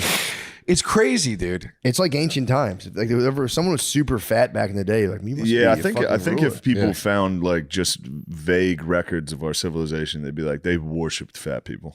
Yeah. They did everything for the fat. Dude, when I was reading about the Aztecs, there was one of the guys that Cortez linked up with who was like a rival against Montezuma. He was a fat king, and he had servants literally hold his belly up for him. So he would come talk and be like, yo, we got to fuck up Montezuma. And he had 2 guys the whole time just yeah, holding his belly while he talked. I was that's like, what it used to be like doing YKWd. You'd get in there, there'd be 5 dudes just, yes, Bobby, yes. Like, dude, you're a fucking punk. It's crazy. Yes, Bobby, get him. Shut the fuck up, dude. Fuck you, Don't fucking dude. talk to me like that, dude. I listen to the Reg. You ever listen to the Regs? Yeah, it's funny. It's Regs great. is great. Yeah, it's great. Yeah, it's funny. the Regs clips come up for me, and it They're is so funny. It's the best. The wait. Speaking of dudes that'll throw down the drop of Sodi's another one. Sodi will He'll get fired up.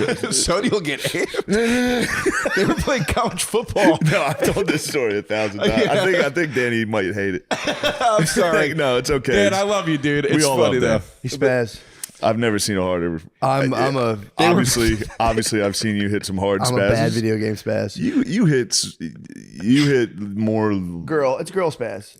You I hit. run away. I'm running up the steps. Yeah, I'm like, fuck this. This game sucks. Video I hate games are video stupid. games. You guys are wasting all your time anyway, dude. Fuck this. Running up the steps to an air mattress. Just, you guys are the fucking losers. Going upstairs. I don't see why you waste your time. I literally played all day by myself. Like, I'm going to be chained in a video game. Got my ass handed to me. It was like, you guys are fucking losers. Wasting your time with this shit, and ran up the Oh, stairs. dude, I get so mad. I get so mad at just video dick games. down on an air mattress. Like, I fucking hate these guys. Oh, dude.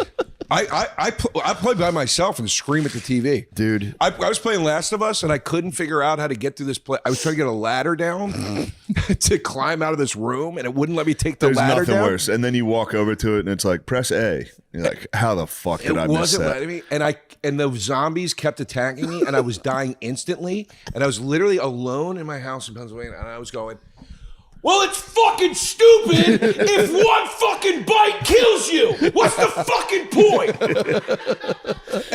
point?" Dude, my neighbors must have been like, "What the fuck is going on in there?" I lose my shit, dude. I used to bite the fucking cable on the NES controller.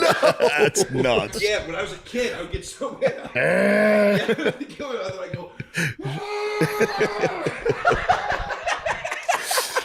I I've never heard the cable bite. The cable bite's intense. My friend shit. used to cable whip his little brother with the PS2. He would pull that's a out the move. PS2 controller and go. Whoosh, That's a cable whip's a scary Cable one. whip is crazy. Do you ever somebody hit you? Oh, sorry. I'll still get like when those Oklahoma kids were playing me in UFC. If it's a big game, the heart rate goes up. Oh, dude. Like that time you and me were playing, that might have been the most stressful video game of all time. That was. Just playing UFC in front of, I don't know. Hunks. Hunks. It was like Zac Efron, Robert Pattinson, and Christian McCaffrey. It was literally a dream threesome. That's hilarious. It's fucking great. For real. And Matt pulled the ups. I choked under pressure. He's beaten me like 4 times ever. That was one of them. Yeah. Wow. I just choked. You didn't go to the ground. You could have went to the ground. That was honorable. I had to get. I mean, if you go to it was the ground, too good of a fight, dude. It was such a good battle. Every kick that landed, people in the room were like, "Oh!"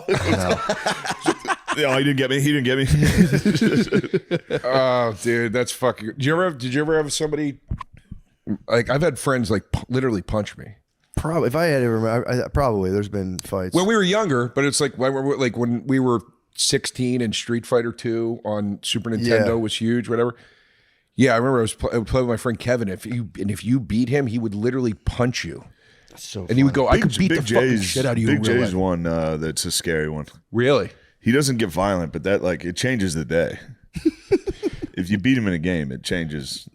Like he gets like the rest pouty? of the day. A little like sad. He'll get you though. He'll start getting you. He'll go, "What the fuck you being mean to me for?" "Oh yeah, I forgot I beat you in Xbox last week." I'm a sore winner too. I'm better with it now. When I was younger, I was always bad at video games. You are a sore winner. So when I win, I would do a thing where I would like just sit there, I grab I have a drink next to me and just go. And just do shit like that. You're like, dude, for real, stop doing that. I'm like, this is just water. I'm thirsty. It feels I'm good. just drinking. Maybe you're upset. And then start being like, yeah, it's just what I do. I kind of go low, and you kind of go high too much, and it's just shut the fuck up, dude. I've never. I think the only time I've ever beaten you in a video game was when we played Mortal Kombat. Every other game we've ever played each other against, you've beaten me. You guys were out doing activities. MK is and the working. Achilles heel for sure. I'm working on it. You've got better at MK. I'm working on it. No. Bring it, dude. It's coming. Bring it. I'm fucking swinging swords with Conan right now, dude. It's coming. Yeah, you downloaded the fucking game and started playing it. Yeah, fuck. You actually said to me, "This is." That's bullshit. This was an insane thing to say to me. No, that's bullshit. I downloaded the game and you go, no, I downloaded the game and you go, "Don't get good at it because I'm not going to play it." And I'm like, oh, No, I can't have fun because you're not going to play No. it. Hold on. Crazy. This is game stealing. This is almost worse than friend stealing. Coming over, going, "Oh, the new Mortal Kombat's good," because we were playing it together and having a nice time because we were just as good. Yeah. Go home and download it and practice. No, I want to play That's it. game It's stealing. fun. That's coward shit. That game sucks. The game sucks by yourself. No, it doesn't, dude. You have not played with Conan, man. It's fucking righteous, dude. It's righteous. That game. When you win a match, he goes like this, and they recreate the poster from Conan the Barbarian. Yeah, It's but how many fucking times awesome. do you get to see that? I've Never seen gets it old. 7 dozen. It never gets old. No, it never gets old, dude. It never gets old. And the guy doing his voice is good. T1000's awesome. Yeah. Those Quest are mode sucks in Mortal Kombat. Yeah. One Sucks. player blows. One player sucks. Yeah, one player. I've tried it. It fucking sucks. But training, just being in the dojo training and just being like, yeah, let's pop it on. Whatever. Oh, what are you guys playing? 17 hit combo. You're like, what the hell? The fuck did I do that? Combos are nuts. the trailer for the new movie looks all right. Yeah, I like the Mortal Really? Kombat. I disagree. I like that at the end when Scorpion flew in and they did the get over here. I didn't make it to the end. Oh, really? I turned it off with like 30 seconds or like 20 seconds. I don't think he's a good Johnny Cage. I think it's miscast. Who's playing? I Who's think playing so, too. Carl JC? Urban from what's he on? The Boys? The boys, yeah. Yeah. He doesn't look like Johnny Cage. Like Johnny Cage was kind of modeled after Jean-Claude Van Damme. Yeah. And like Johnny Cage, he should be prettier. Like he's not. Carl Urban's not pretty enough. The whole cool thing about Johnny Cage is that he's like a pretty boy. He's a pretty boy. but that he's punches, a badass. Yeah, punches you in the dick. Yeah, it literally should be like Ryan Felipe. You know what I mean? Yeah. Or wait, not Ryan Felipe. Ryan Gosling. I've never heard him called Ryan Felipe. No, the Brian Felipe is a dude. No, I know, but I always thought it was Philippi. No, I think it's Felipe. Felipe. I thought it was Felipe too. Really? They should have Kevin Spacey as Johnny Cage. Hold on a second. By the way, shout out to Felipe. We were just chilling with him. He's a listener to the podcast. Felipe is going to hear that. Oh, really? Yeah. Yeah. I'm a big fan of Felipe. The way of the gun. Yeah. Yeah. He's the fucking. Wait, cool. are we? Oh, you know what? Actually, Ryan, if you are listening, I know that. I know that you were friends with Sean Price, and Sean Price is to me one of the greatest rappers that ever lived. Friend Steel. What else you got? There it is. Shout outs to Sean Price. Shout outs to Ryan Nice. Felipe. Yeah. But Sean Price rips. Hold on, And wait. they were Well, how am I first? You guys never heard of Felipe. I've always heard It's Felipe. Felipe? Yeah, that's how I always pronounce it. This is nuts. And my actor database is horrible. It's like embarrassing. People are like, well, I'm like, I've never, no. It's Will Smith, Robin Williams. I'm like A+ actors. It has to be, you got to be A+. How do you pronounce it? Guys, produce the show. Jesus Christ.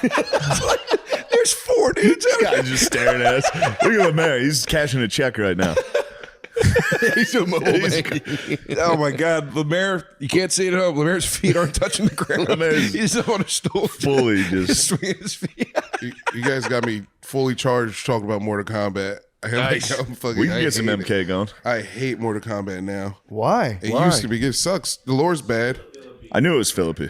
It is. Yes. Wait, who said? No, you can't go by the way the Google voice thing did. Yeah, they probably actually. Oh, really? Everybody's always, it's Ryan Philippi. Whoa, I've been calling him Felipe forever. Holy shit! Felipe is crazy. Felipe. I think it's got a beautiful ring to it. Felipe. Well, I knew I wasn't wrong, dude. I knew me and Ryan were boys. Dang. Damn. Damn, you tried to friend steal and mispronounce his name? Yeah, he's probably furious That's right now. crazy. Dude, I'm gonna play fucking Mortal Kombat with Ryan. I'm gonna let my bros ride on you, dude. You know what I'm gonna? I'm gonna let my The Wild Wild West. I'm gonna go find a dude that pronounces it Felipe, and he's gonna be my friend. yeah, timestamp that one. This episode of Matt and Shane's Secret Podcast is brought to you by Dude Wipes. Have you left poop streaks in someone else's toilet? Yeah, every time. Yeah, every single time. I did it all week. It's a fucking disaster. I literally painted my bowl this morning. Yeah. It was crazy. There's nothing wrong with that. No, it was a Little paint job. Do you ever pack extra underwear when you travel? How much extra? Do you ever need it? Pretty much an extra pair per day. Yeah, honestly. I always bring extra underwear, yeah. Yeah, yes. Not because I'm fucking shitting my pants constantly. Yeah, I just used to like What work the it fuck out. you guys getting at here? Do you wipe standing or sitting down? Does it make a difference? What is going on, dude? How horny are these people? What do they want to know? There's got to be something about standing up, though. Like, I'm a stand-up wiper, honestly. Sitting down, I just smears everything. I don't know. I can't do it. Well, Matt, whichever way you wipe, it's time to show your beehole some respect and upgrade to Dude Wipes. Dude Wipes tackle the mess without any fuss, and the flushable design makes cleanup a breeze. They leave no room for dingleberries or stray butt crumbs that TP might miss. Plus, they're extra large and designed for adults, so no more endless rolls or settling for a less than perfect wipe. Dude Wipes, best clean pants down. Available. These guys are really funny. Amazon. It's available on Amazon and at major retailers nationwide. Hey guys, just a quick heads up. I'll be at the Ovation Hall in the Ocean Casino in Atlantic City, New Jersey, Saturday, August 16th, the year 2025. Please come. You can go to mattmccusker.com for tickets. There's also a link in the show description. Please come. It's going to be a lot of fun. It's going to be a hoot. It's going to be a good time. Yeah. And the new material's coming. New materials. The new material is coming, so I will have a whole slew of new stuff if you see me in Philadelphia. Guys, check ready. the fuck out. What are you waiting for? I mean, it's going to be. Ocean is it's a sick venue actually. Like I opened there for you. It is. It's awesome. Yeah. So please come. Matt, August 8th and 9th, I'll be in Louisville, Kentucky, and St. Louis, Missouri. My God. August 8th and 9th, Louisville, Kentucky, St. Louis, Missouri. Huge. Then August 15th, Detroit, 16th, Grand Rapids. Nice. Come on, y'all. Come on, gang. Just come out. Get in there, Mies. Lemise. You get in there, Mies. Oh, turn him around. Yes. Hey, everybody. August 5th is Optimum Noctis. And then also at the end of the month, like the 26th to the 30th. Get the dates right before you come in here. August 26th to August 30th. I'll be in the East Coast, so please come check out those Just on the shows. East Coast. I'll be in I'll be in Baltimore. I'll be in New Jersey, the Dojo of Comedy, and then various other bars. So please check out all that information on lamerly.fun. Nice. Oh. Yes. Dang, there you have it, man. That's huge. I didn't know that. Yeah, it's big. Dude, I've had a huge development. So I suffer from body acne. I suffer in silence. My stomach breaks out, especially with the sweat and the heat down here. I'm sorry. Yeah, thank you, man. It's fucking, dude. I went to a dermatologist and dude, those guys, they don't do anything. Everything. I'm like, whenever I eat this, Why don't you shower? True. All right, thanks. No, they're like, well, there's no, whatever you eat's whatever. I'm like, no, dude, if I eat dairy, my whole stomach breaks out. They're like, there's no real science behind that. I'm like, dude, it literally happens. I've lived it. It's a lived It happens experience. to me. Yeah, it happens every How time. dare you deny my truth? So give you all these creams and you read them and it's like, don't use this for more than 2 weeks. It's like, why? What's going to happen? Why should I put this on at all? Yeah. Dude, recently, it's been for real, groundbreaking. Because whenever you go to the ocean, your skin clears up. Yeah.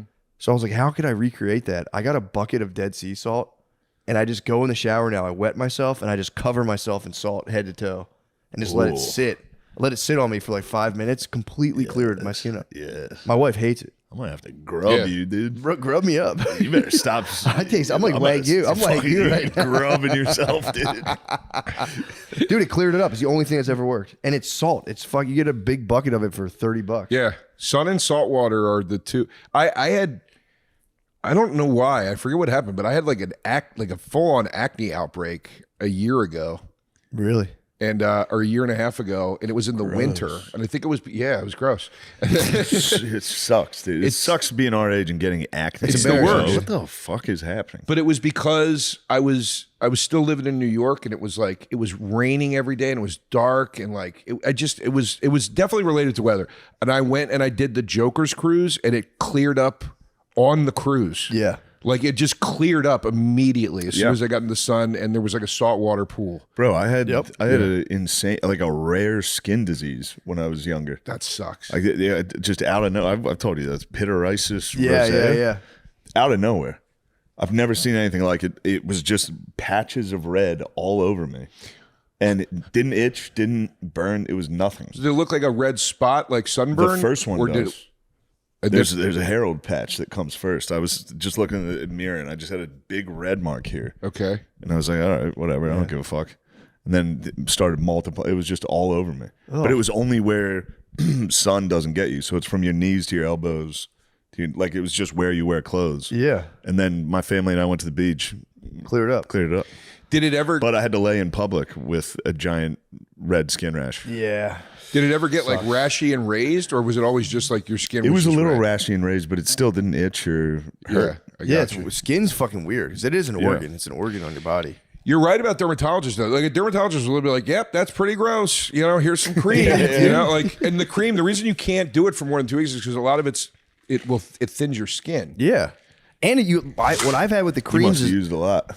I get a thing called sensitive ass. I get a thing called well, it also I've had it washed down to my balls, and my ball skin would go crazy from whatever they were giving me. Ball skin goes the craziest. Oh, ball skin. When ball skin goes the absolute when craziest. that stuff goes down, you get dried out ball sack, bro. That's 3 years. Exactly. That's not going away for 3 fucking years. It's the worst, dude. Yeah, it sucks. I actually dealt with an armpit rash for an entire year last year. What were you using? New deodorant with alcohol? No, in it was the same old deodorant. I just it was almost like I got jock itch. Yes, I've gotten that before, and it just lingered. Bro. I think there's nothing worse than an armpit rash that because hurts. you have to put deodorant on it, and it burns and it itches so bad. And you I was plowing through it. I was just putting fucking antifungal cream on and filming tires. It was while we were filming tires. Oh, no. It went from the summer into when we were filming tires. It was a nightmare. I don't wear it. I don't wear deodorant. I'll put it on once every now and again. Do you not sweat though? I do, and I'll smell a little bit, but it's dude, my armpits get dry from deodorant. It's I fucking hate. Remember Brute?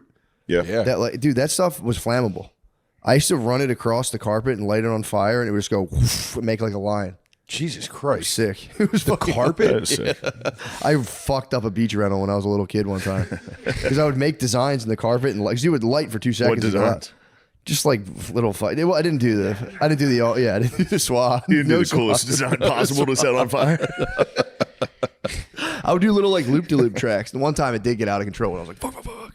How did your parents not know you were lighting the carpet on fire? I don't know. I would just do it and It's a put it beach out. strip. They're It probably was a beach fucking strip. shit-faced. But there, at one time, they were. Beach They were strip. fucking hammered. It was 11 a.m. They were blacked out at the Yeah. beach. Yeah, my parents never drank growing up, so they knew everything I was doing. I wish I had parents that fucking just got Got rocked. hammered. Soda Yeah. has a joke about it, but it is the best. Yeah, I mean, You have a parent come home drunk, you go, oh, For sure. this is a fun day. Yeah. yeah, I missed Drunk out. dad is awesome. Your dad gets drunk when you're little. Although the first time I did get scared because I read a book in the library saying like it was all about like your Drunk dad dad's getting gonna drunk get you. and hitting your mom. So it was like the book was called like Why Does Dad Hit Mom When He Drinks? It was something like that. First time I saw my dad drunk, I was just like, he's beating the fuck out of my mom right now. And I was just a little coward. I just sat in my room like I hope he doesn't go too hard on her. Yeah, you were fucking. He didn't at all. He was so You were friendly. He saving would get Private drunk. Ryan. You sat on the steps and cried. Yeah. Oh, man, I should go in there. He was just literally like, he would come in and be like, Dad. I'd be like, well, Dad, don't fucking beat Mom. Oh, that's great drunk. Dad. Yeah. that's like Super friendly. top Yeah. drunk. Phil is still that. He gets like, He comes home and he goes, ah. You it's go, awesome. yeah, fuck yeah. Then you see him in the morning. He's like, how are you? You're face is a bright fucking red. punk. And you're like, oh, you're hungover. You're being. I'm not hungover. He's never been hungover once. hitting a girl with hungover is very funny. I've done it before. I'd be like, you're just hungover and being fucking great. I'm not even hungover at all. It's like, yeah, you're a little edgy this Everybody morning. loves denying a hangover. Hey, it's crazy. It's everybody's favorite thing to do is go, I'm not, you know what's crazy? I feel pretty good. There you go. I'll tell you guys right now, I'm Lion-ass. fucking hungover as shit. Really? Oh, yeah, you put it That's why on. you asked how long this podcast was. No, I was literally just curious. Stop riding me, dude. That's too much lotion. That's thin skin. we were in London in the van and you were fucking with me. I was like, back off, dude. You just kept going, I'm on your bumper, boy. I'm on your fucking bumper. You're trapped. You got 3 days in the UK. You're not going anywhere. You're on his ass in the UK. I That's was. so funny. Till we got off the flight. Till we landed back. I mean, we were screaming in the fucking airport. Holy shit, dude. We got prime. I mean, you guys might have talked about it already, but we got prime O'Connor video over there. Yeah, we got some classics. Him at the height of his powers. Yeah. Running through the streets of London, being like, oh, I'm from London. Oh, like throwing shit. Yeah. He's a real problem. That's what I like about him, though. He turns up that hard, and then you won't see him for 2 weeks. He's got to mend himself. He goes home and he enters the tomb. Oh, I saw him last I got to night. read. I got to fucking cook. I got to become Yeah. a good person. And you go, why don't you come out? yeah. Yeah. There's His that. bounce backs are crazy. It's pretty impressive. I saw him last night. We were in the green room. We had 2 drinks. And I was like, what are you doing, dude? He's like, I don't know. I might go see Sadie, whatever. And he fucking snuck out. I was like, he's dodging it. Good for He's- him. he's Good for trying him. to- yeah. He's trying to be good. You got to respect the dodge. Yeah. I get it, man. I get it. I'm fucking terrible at it. I let everybody talk me into fucking hanging out. I'm the worst. Yeah, I but you do can't it. say You no. do it just as much. You're one of the worst perpetrators of it. Yeah. Yeah. Oh, come on, dude. Yeah. Take a shot. My birthday's next week. Yeah, oh. I'm taking 1,000 shots with you, and every time you go, you never take shots. It's been literally years. Literally. We've taken shots together. We took shots together last week at Mitzi's. I did not take any shots with you at Mitzi's. Yeah, we did. We did? Yeah, at the corner. Yeah, shit. Well, you got me there. And you said it. I remember. You go, you never take shots. boy. Bro, we took shots for My last dude. week. My dude. It's every week. It's so funny. It is usually late Yeah. if I'm taking a shot. I was talking to Carrie at Mothership last night about, she's like, what are you doing tomorrow, baby? I was like, I'm doing Matt and Shane. And I was just telling her about when you just start pressuring to drink. And I was like, I'm going to be sitting on that couch. He's going to be like, come on, dude. Let's get Come on, one. come on, let's go. And I was like, she's like, well, and I was like, I can't say no to the man. No, we gotta. I can't today. I can't today. Stop, dude. No.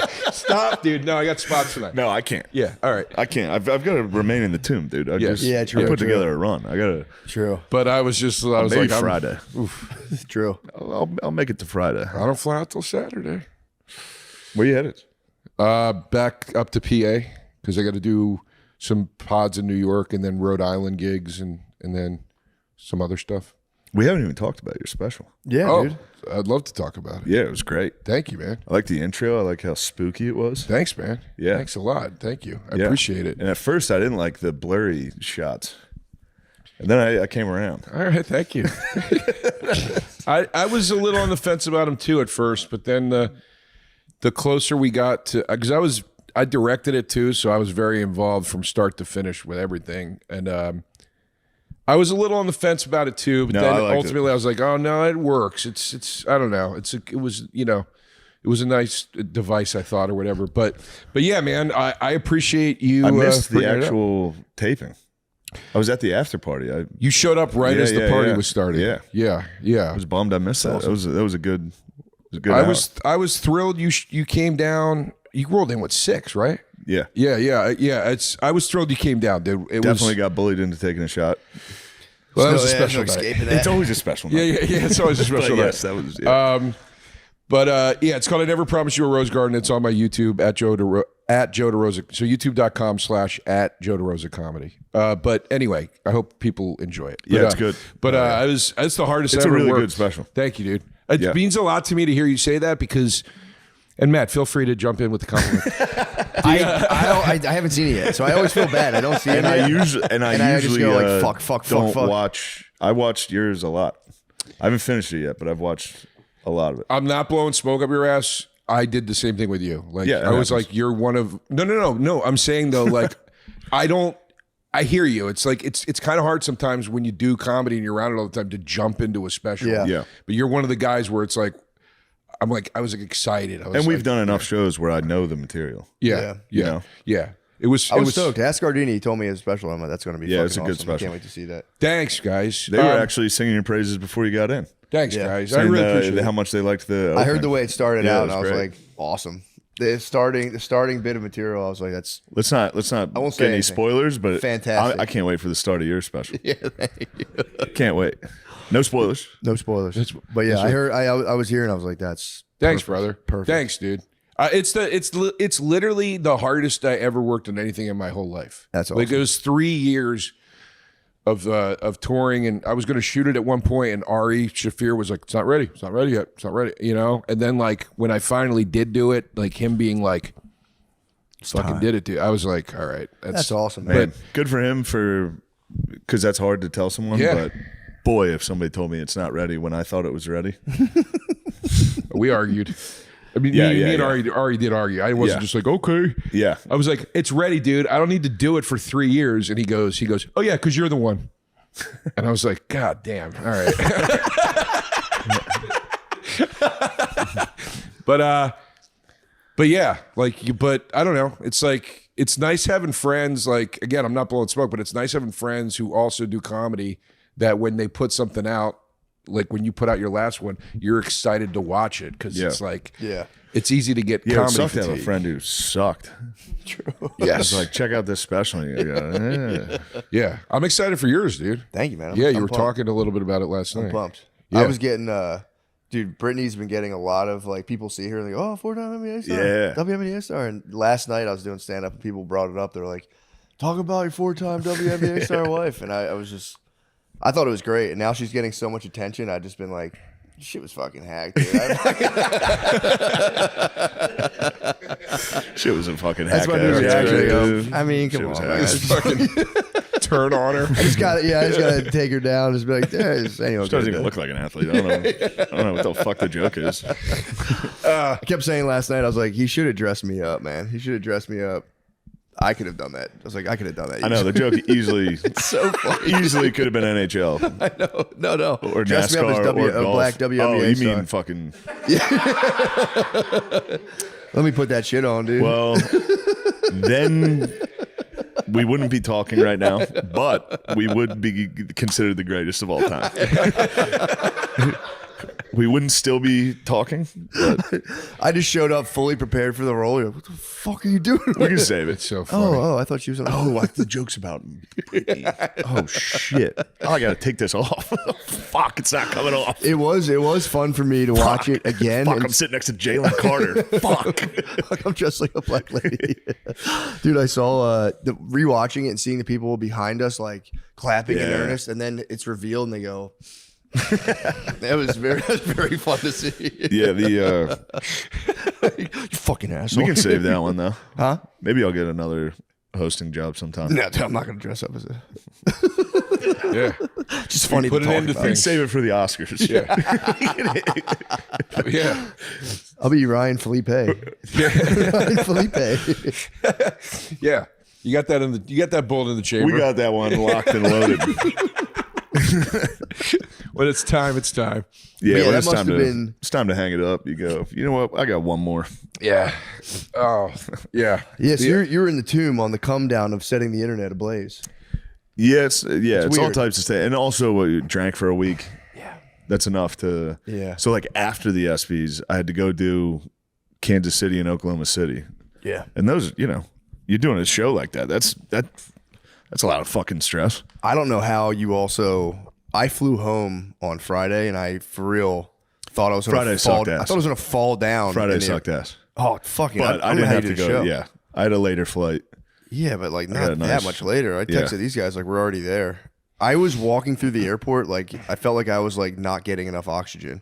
That's how it feels. Yeah. I Because got, you were like, just so dude, hungover, you mean? I didn't have like the headache or anything, but I was just. I had like 3 hours. We 2 drank hours a lot of sleep. liquor fast. Yes, I had like 2 hours of sleep and just was walking sucks. through the airport with like my bag, just like I for real might go down. I was Yeah. like lightheaded. Bro. So It's bad. So that day I woke up in the hotel going, yes, I have nothing to do today. Perfect. And then I was like, oh shit, I got to fly to Oklahoma and do a show. Then the next morning I woke up like, finally I can fucking go home. Fuck, I got to go to Kansas fucking City. God damn it. Yeah, That sucks. I don't know what's going on. I guess this is what being burnt out is, but Yeah, anxious like dreams. yeah. And then I wake up going, I don't have anything to do. Nice. Fuck. Dude, you just did a thing that 6 people on planet Earth have done. Not You know just what I that. mean? though. Like, It was the movie. yeah. The movie, filming a movie for a month and a half was. Yeah. I've never done anything like that. Yeah. And then shows, and then yeah. You're It was a running. lot. Yes. You're running through a very unique. It's time to. gauntlet. It's time to gonna, lay you know- down. Yeah. Yeah. Exactly. And we filmed commercials that I'm seeing the edits to those, and I don't fucking Yeah. love them. I go, oh great. Yeah. There's nothing worse than watching yourself in a way where you're like, I don't like that. While you're anxious and hungover, and you see a video of yourself, you go, That sucks. It was fun. I was trying to upload all of the stuff from our drunk podcast that next day in the airport. I would just watch it and be like, the anxiety of that podcast. With the second half. The second half's in the tomb forever. NFT. Until one day. Yeah.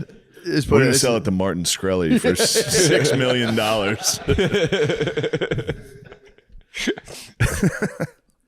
was fun. that airport hangover. Like I honestly, I like almost have a panic attack. Yeah. I carry Xanax for it because it's so like your gut is related to your anxiety and all that shit. And when you're in that state, you're walking, you're like, you might have to take a shit, you don't know. Yeah. And You then could that's shit at any moment. yeah, it's hard. You could. No, yeah. I mean physically. I could walk into a bathroom and take a shit while hungover at any. If someone said take a shit right now, I go, no problem. Oh, you mean like on Yes, sir. command? Yes. Oh, well, that's Yes, great. sir. One's chambered at all times. Yeah. Yes, All right. Well, yes, sir. that'll I'm help. also, Yes, when I'm Daddy. hungover, yes, Daddy. When I'm Yeah, that's hungover, just- I'm like, I'm I'm like a 100. clear gay joke. I'm 103 degrees. My face is, I have like 103 degree Hey, yo. fever. And then I just woke up and I did the opposite. I pounded coffee to like power through. So I'm That'll having like fuck heart you. palpitation. It was terrible. Yeah, heart palpitations for Yeah, sure. it was terrible. It's fucking nuts. When I then you know the B-dubs at the airport's just right there going, yes, yeah, you're nothing without me, coward. when I did I did Kill Tony when they did the HEB Center down here. I did the panel, and I was only supposed to do a set, and then I showed up, and he was like, "I need you to panel, buddy," and I was like, "All right," and I was so hungover, and I started the same thing, dude. Dehydrated. I felt like sick. I felt like I had a cold. I started fucking pounding coffee to wake up. And then I was meeting it with booze to get like tuned up. Dude, I got on stage. My gut started turning. My hand to God, dude, I had a 2-minute panic attack on stage. I was sitting there.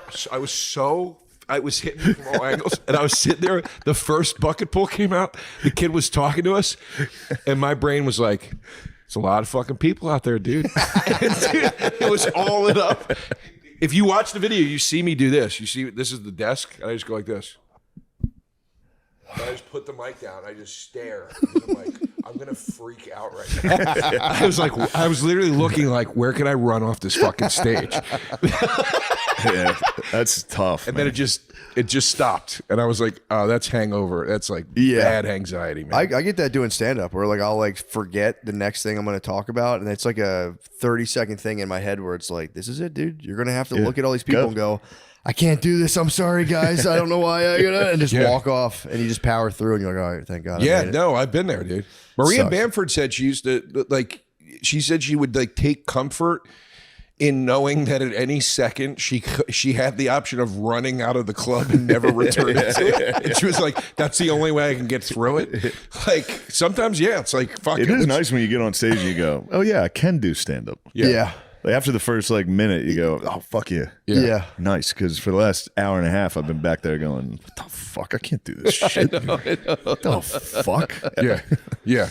I've done the pre-show coffee to where I'm on stage and my heart's like, and I'm like, all right, I'm gonna fucking this might be it. And then I've done it where I'm like, maybe I have a heart attack, and I really leaned into it and powered through. And I was like, bro, I powered through a heart attack once. I was so proud of myself. I had this horrible pain in my chest. I was headlining. It was like 2 years ago. It might have been 2 or 3 years ago. I had a heart attack, bro. It hurt. It hurt so bad that I was like, I have to get off stage. Yeah. And then I was like, well, this is my last joke. Just fucking. And I just did my last joke, got off stage. I was like, I'm pretty sure I just had a heart attack up there. Yeah. Did you? And you never got it checked or anything? Nah. People have little ones. That's something. I don't think it was an actual heart attack. I think people go in the doctor like, dude, you've had like 3 heart attacks. You're like, what? I was 34. Dude, I know someone who got one at like 24 years old. I mean, they were taking heavy subs and then other recreationals, but yeah, I was on 0 recreationals. Yeah. If you can have them without knowing, I've definitely had them. Then. If that's an option, there's no way I haven't had heart attacks. There's no way. Well, if I ever had one, that was it. Yeah. I mean, that sounds like I've a heart never attack. had something that hurt. My fucking wall, I'm up there like, I was like, oh. I'll tell you, fuck. I'll tell you a perfect formula for I'm going to have a heart attack on stage. This has happened to me several times. You'll be at Mothership. You'll be in the green room. You look up and realize the guy on stage in the main room only has 30 seconds left. And you go, oh, fuck. And you run all the way. Dude, you get on stage. I've done that. I can't catch my breath on stage. Dude, I'll do this on the stool. I'll lean like this. And I swear to God, the whole time, I'm like, I think I might have a heart attack right now. That is a fucking labyrinth back there. Yeah. You got to go up and down 5 flights of steps. I felt bad last night because we were all backstage, and when people are backstage, like you were backstage, and you probably had like 4 minutes. I'll say it was something. 8. I was like, I always go, bro. But I feel like a dick because I'm like, hey, DeRosa, you're up next, right? And he's like, yeah, I'm going down. I'm like, oh, I feel like an asshole. Like I'm like, dude, you better get down there. No, I get nervous. I do it on shows I'm not even on. I get nervous. I'll be like, yo, I think that guy's fucking. Yeah, dude, I get nervous on other people's behalf. Also, you never know when someone's gonna fucking just go. That's it. I know. It was G. Dini up. G. Dini dug his heel. Obviously, luckily, he's a big stage hog. Dug his heels in. Yeah. You actually probably were like, oh, G. Dini's always gonna go long. I was for real. I get 17. nervous when it's like 8 minutes in. I see the clock and I'm going like, dude, it's a while to get down there. Did you ever go on stage there and you realize you forget the dude you're bringing on his last name? For sure. Yeah. And you're like, I forgot the headliners. I forgot Joe Rogan.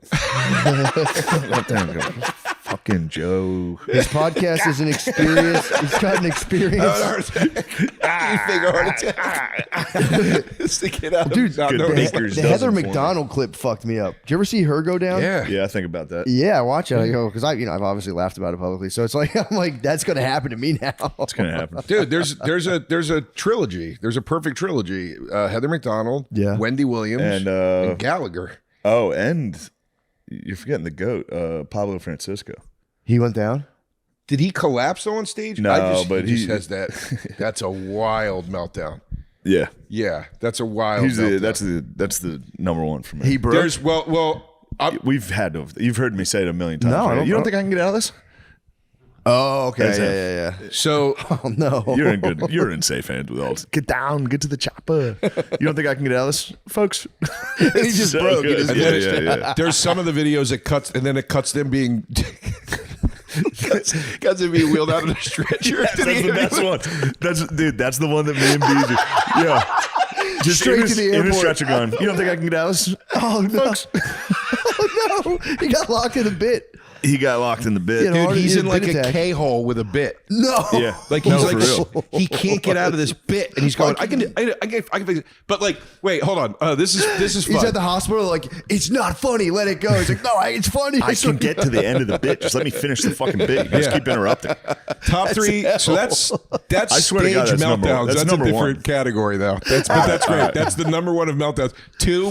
Two might go to Swartzen. Did you ever see the Swartzen one? Swartzen one was awesome. He's just like, all right. He's no. so high.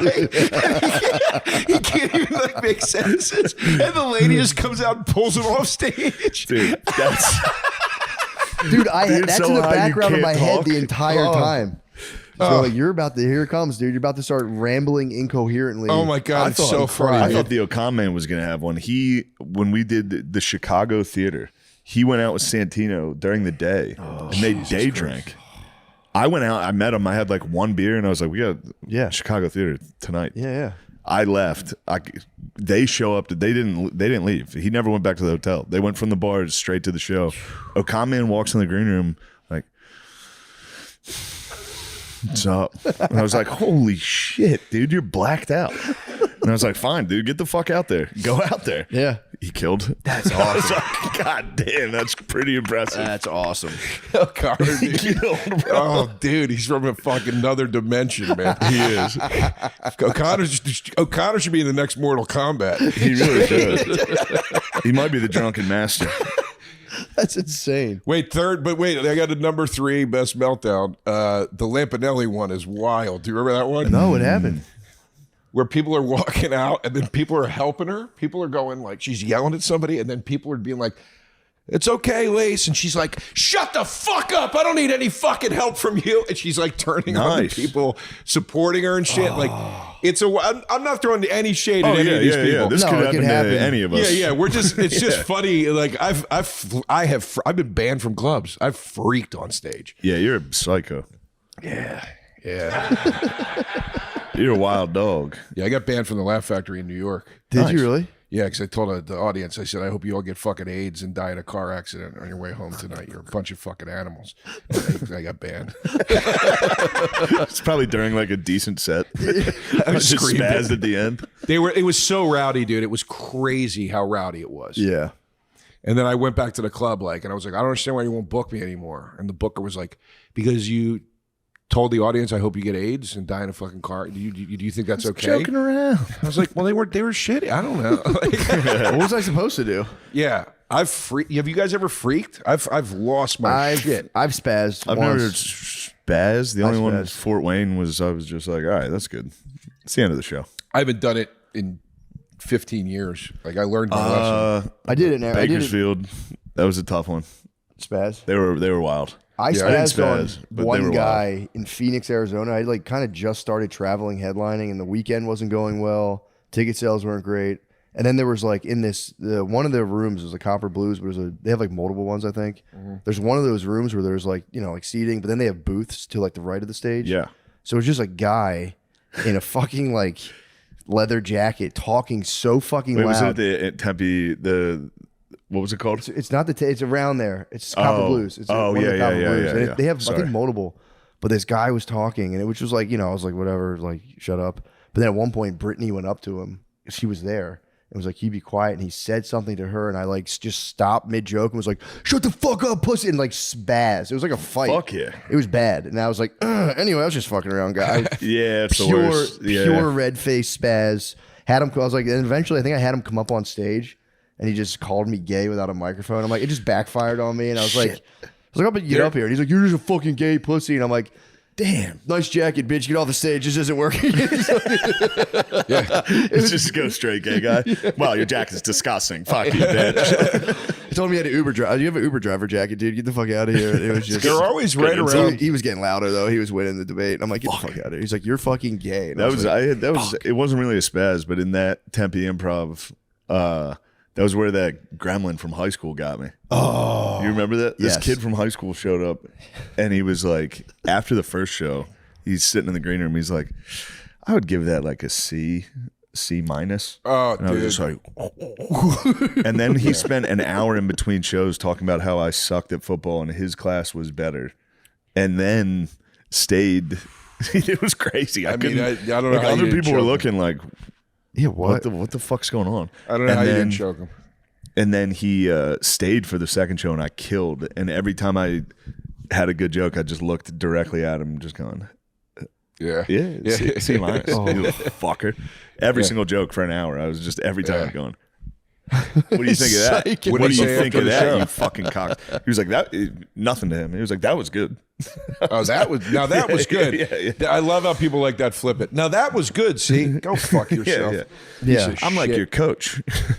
Yeah, that's no, a weird. spaz is always right around the corner. I've without question in recent years. When I'm speaking way too liberally when I say I learned my lesson, because I'll still yell at an audience, but I figured out somehow to sometimes make it kind of funny to beat them into but like I could easily see having a full freak at any it won't take much, dude. It doesn't take much. It takes a couple annoying people. I'm gonna start getting to your shows. Yeah. What's that? I'm gonna start hanging around the back of your shows.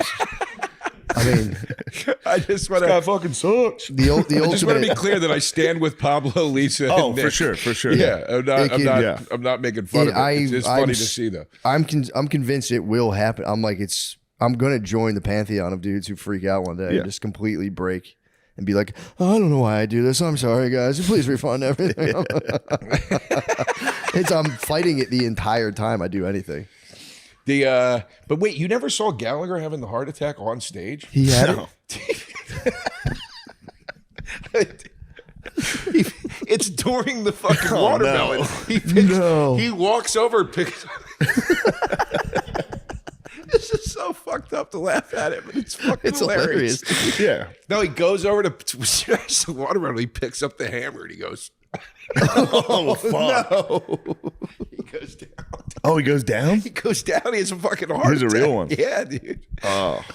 That's what I was saying. There was two categories. There's collapse on stage versus meltdown. I mean, a prop. Yeah, because Heather McDonald's was pretty fucking elite. Hers was crazy because she was like, I got all the vaccine. Just went down. Yeah. What But did a she prop ever? guy. Oh, sorry. Go ahead. Prop guy going down. Oh, it's crazy. With a hammer, a mallet in your hand. Over his head, dude. Fuck. Like the watermelon finally won, dude. The watermelon was like,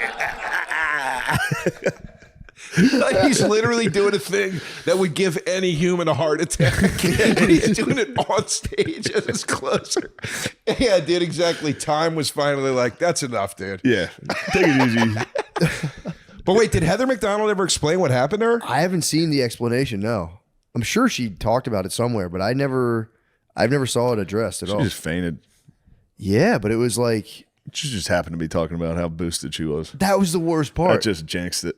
Yeah, true. Wait, what was she talking about? She was bragging Literally, her about last how lines many. were like, how many boosters and how many times she's gotten the vaccine. And then her last line's like, so yeah, Jesus loves me. Yeah.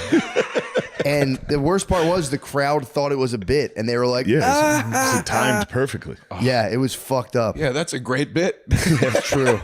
But yeah, I think she really got hurt. I think she hit her head, dude. She got fucked up. Yeah, she had a skull fracture. Oh Yeah, my dude. God.